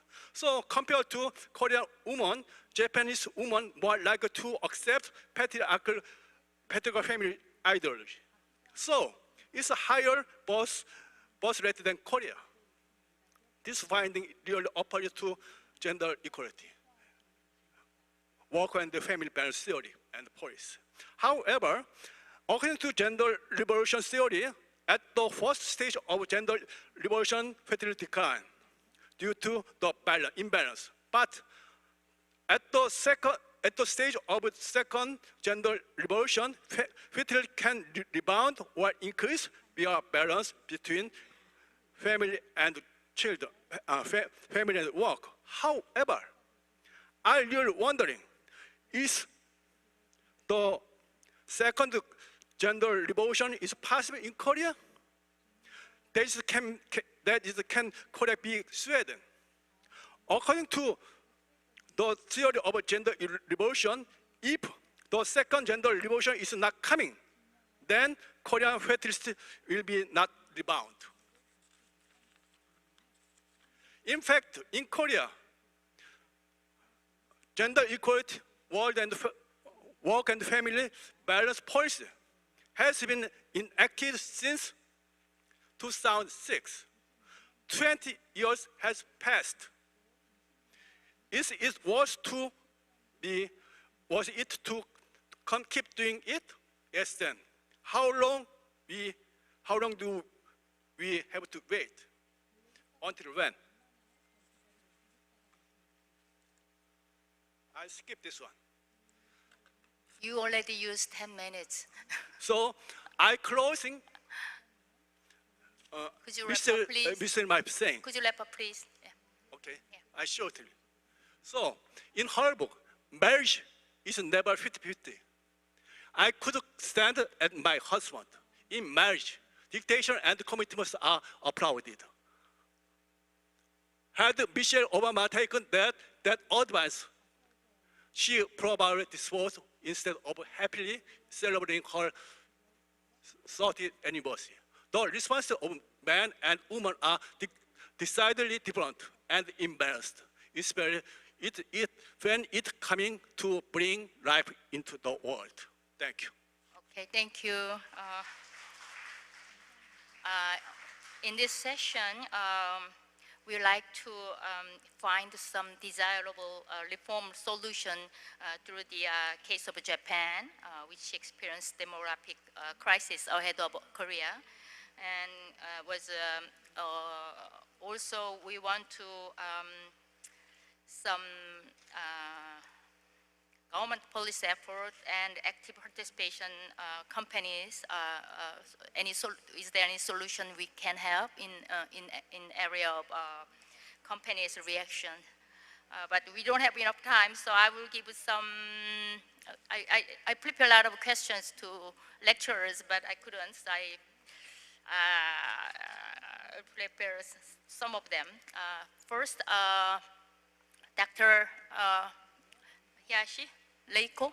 Can I call Youngja? It's Korea. It's very beautiful name. Youngja is.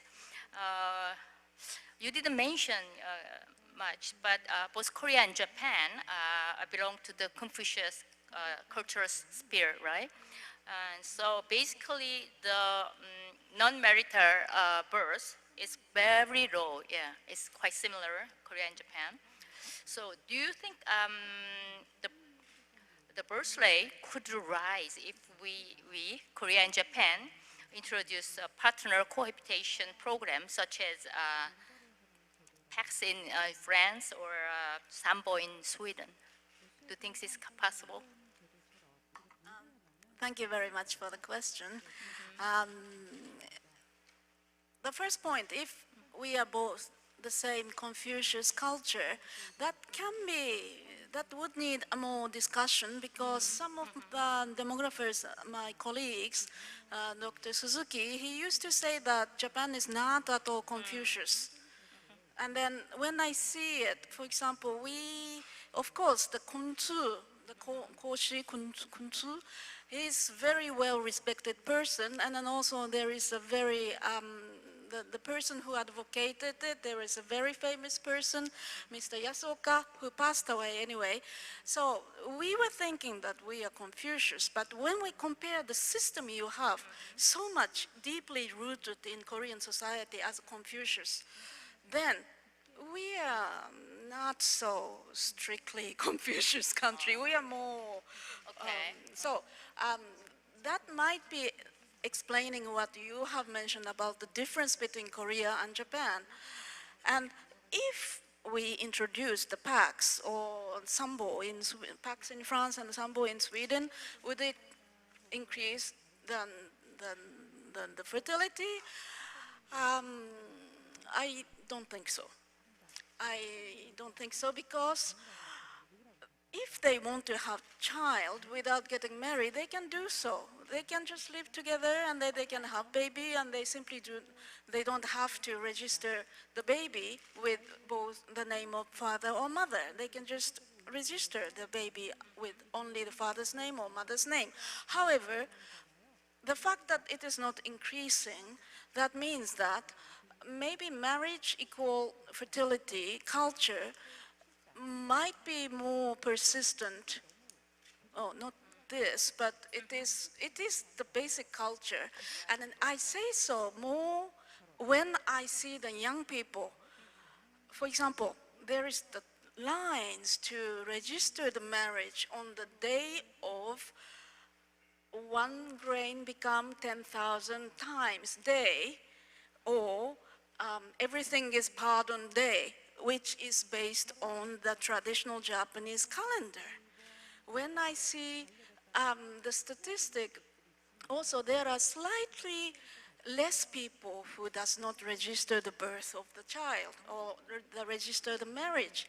So somehow the younger people are somehow more traditional or more taking this kind of traditions. And then in this way, of course, we can always introduce the PAC system or Sambo system, but I don't think that low fertility is more deep-rooted.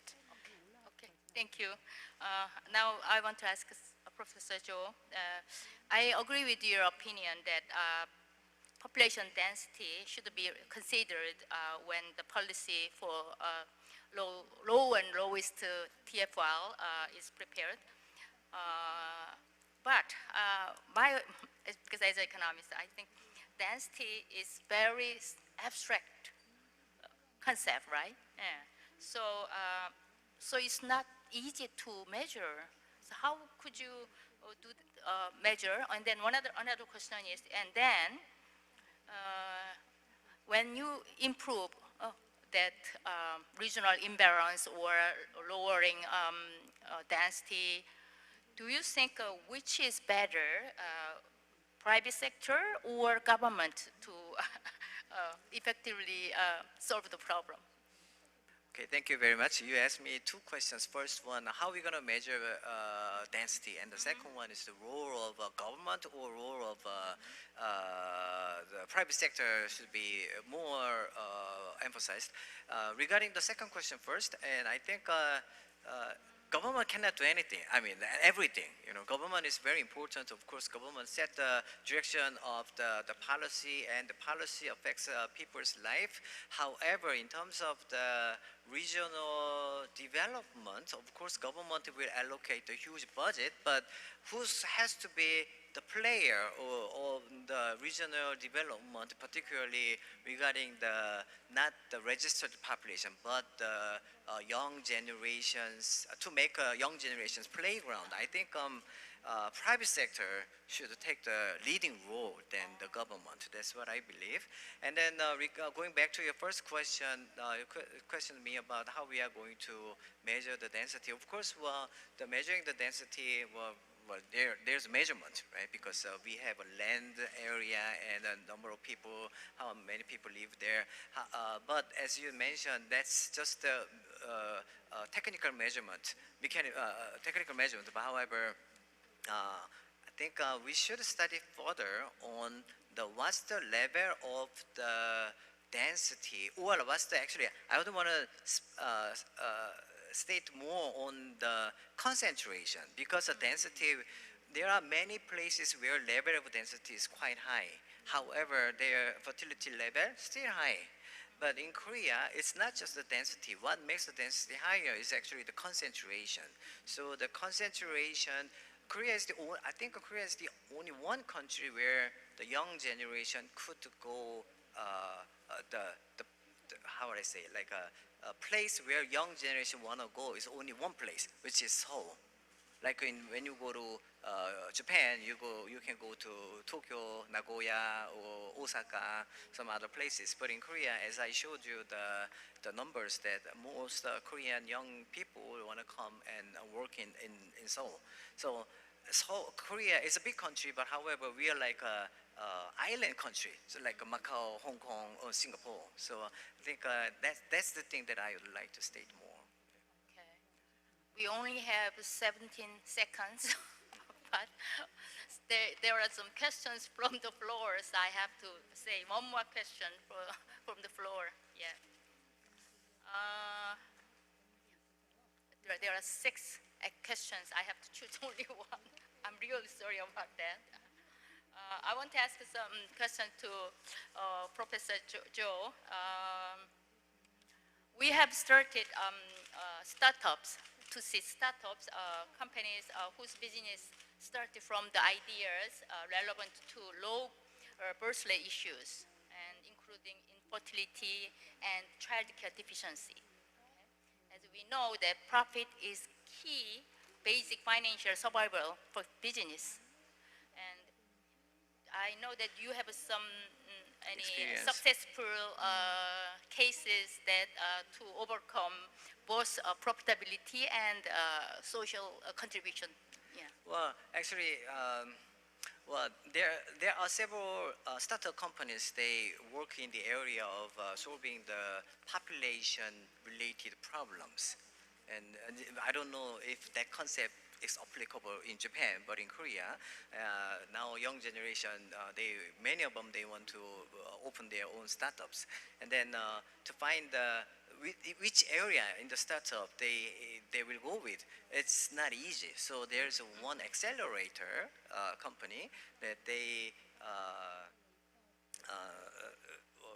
prepared some huge budget, and they did the request for the what do you call it, RFP, the proposal, and there came out, many actually, no number of proposals came in, and they wanted to have a startup, but that startup not just generating money, but also they try to solve the problem of low fertility and also the population decrease in the rural area. So, well, I cannot say, I cannot tell you the like a name or the exact what they do, but there are cases, and the number of cases now increasing in Korea, which I think is really hopeful, because as I said, the government cannot do everything, and there are a lot of areas that government cannot really come in, but their startups can, because they are very agile organizations. So. Okay, Professor Cho, you mentioned I'm doing wrap up. As Professor Cho mentioned, the low fertility rate problem is not a problem government can solve, or by changing president or governance system. Yeah, I think that's not possible, but it will take some time, I believe, to change norms and behaviors in the face of such a rapid demographic changes. Nonetheless, yes. a new paradigm should emerge that can solve Korea's serious low and lowest TFL problems through the corporate efforts to create an environment where family-friendly program that can be comfortably and fully utilized. Okay. So I'd like to thank you, three scholars who took valuable time to present and discuss today. I also really, my deep gratitude to the audience who stayed and listened to the end. Although today's discussion is very short, but I hope it serves as an opportunity to provide some insight into the future of the Korea with the low TFR. Okay, thank you very much. 네, 다시 한번 네 분께 큰 박수 부탁드리겠습니다. Please give a big round of applause to the four panelists. Provide more time for the discussion. 네, 다시 한번 열띤 토론을 해주신 네 분 감사합니다. 네, 이렇게 오늘 준비한 모든 Now all the programs and presentations are over, and it's time to conclude today's forum. And I would like to ask you to give a big round of applause to all the speakers and the panelists who have participated in today's Munhwa Future Report. The power of population, the key to the rise and fall of states in the 21st century. This year's Munhwa Future Report has been held to identify the phenomena and causes of the global population crisis, and also to think about the desirable direction for the Korean governments. With this, we would like to express our sincere gratitude to everyone who have participated in today's event. So Munhwa Ilbo has hosted Munhwa Future Report 2023 this year, and I would like to ask you to leave the receiver for interpretation services on the table. And before you leave, please check if you are taking all of your belongings with you. Thank you very much once again, and goodbye. And thank you for joining us today.